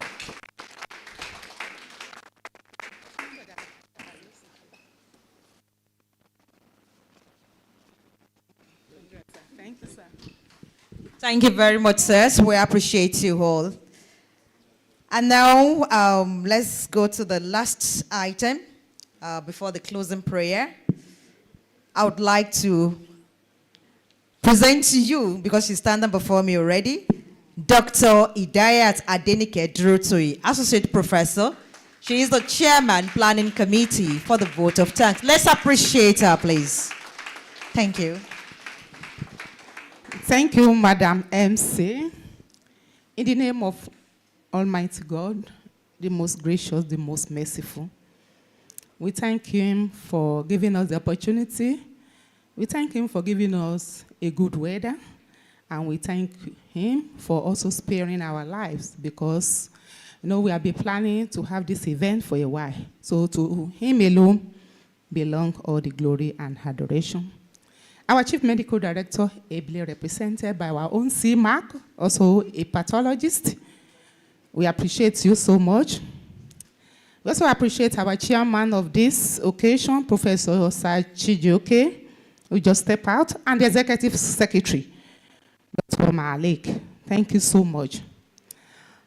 To our retired and retiring professors, our daddies in the house, we appreciate you so much. You have done so well. You are all our teachers, our mentor.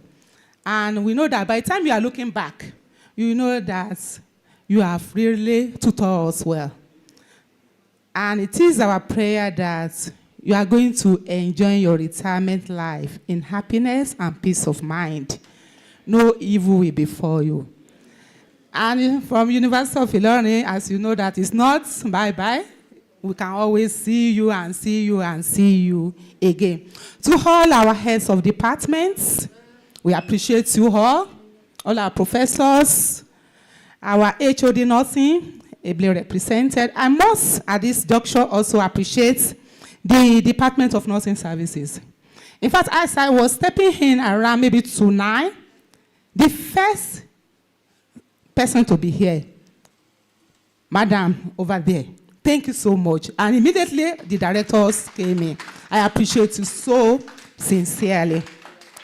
To all the deputy directors, medical laboratory sciences, the surgeons, the obstetricians, and also my chairman, Medical and Dental Consultant Association of Nigeria, immediate past chairman, College of Nigerian Pathologists, Kwara State Chapter, the one and only a pathologist par excellence, Professor O.K. Ibrahim. Thank you. Thank you also for your selfless, your dedication to the growth of this association. To the chairman of today, thank you so much, Dr. Abubakar Akambi. Thank you for giving us the opportunity to serve. Because I say, Madam, just do it. We appreciate you so, so much. To our guest speaker, much has been said. We appreciate you so much. You were here in the last 2 years, and we thank God that you are still looking nice, you are still looking young. It is our prayer that God will journey back with you as you are going back to your destination. We say thank you so much. We appreciate you. To all the HOD physiotherapy, we would have loved to put everybody as part of the symposium, but the time will have been too long. And that was why we put you that you are going to give a goodwill message. We also, that the HOD nursing will also give a goodwill message. And that's why we also put the director and the HOD nursing that she's going to put. She's also going to give us a good message. So not to lengthen this. No, another year, we still select another. Everything is about teamwork. Everybody is very important in the hospital. We appreciate that as a pathologist because we work in a situation where Mr. Kenny was discussing about the teeth, the tongue, and the saliva. So we appreciate everybody. To the members of the students, thank you so much for being so patient with us. We appreciate you. The medical students are here. The medical laboratory science students are here. The physiotherapy students are here. I appreciate you. The nursing staff, thank you so much. All the participants at the symposium, you are highly appreciated. All our engineers, the engineers that are pathologists, we thank you. The Ms. Ola, the live streaming, please, anytime you get back to your house, please use your scanner. This one will lead you directly, please. Then I want to also thank the chairman of the technician, Mrs. Afolabi. Thank you so much. To all our donors, because you know that this country is so hard now, but please let me quickly run through the donors because they have contributed in one way or the other for this program. The Olarewaji Hospital, we appreciate you. Crescent Gold Crown Hospital, we appreciate you. Kwara State Teaching Hospital, we appreciate you. Mass Health Multi-Speciality Hospital, you are well appreciated.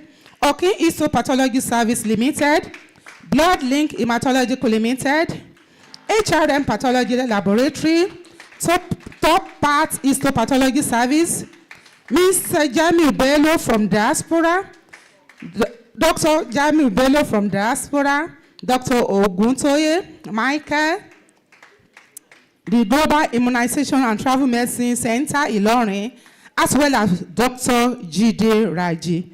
We appreciate you all. And to all the CNP, thank you for contributing to this event. We appreciate your dedication. And to the planning committee, headed by my humble self, I thank Dr. Leke for allowing me. I thank Dr. Kadri, Destiny, very hope and dream man. Thank you so much, Dr. Amzat. To everybody in this house, in this hall, I say thank you. And it is not, let me just borrow from the university, it is not bye-bye. It says see you again in the next year. Congratulations and happy celebration to all. Thank you so much for the mama in the house. She said MC. Okay, Mokirami. Thank you, the MC also. All right, we sincerely appreciate everyone for being part of this wonderful program, which is the commemoration of the 2024 International Pathology Day with the theme, The Rise of Global Antimicrobial Resistance, AMR. And our keynote speaker, Professor S.S. Taiwo, and the teamwork participants too. We appreciate everyone. Once again, I am Mutiat Olushola. I'm a voiceover artist. In case you want me to produce your jingle, I do that a lot. And if you want me to anchor your event as well, I'm just the number of digits on my MTN away from you. 080-6678-3678 is my number in case you need my service.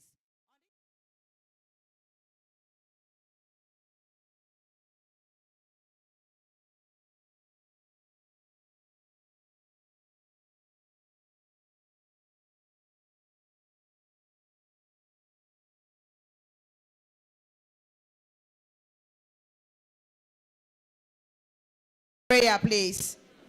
After the count of three, we'll go. 1, 2, 3.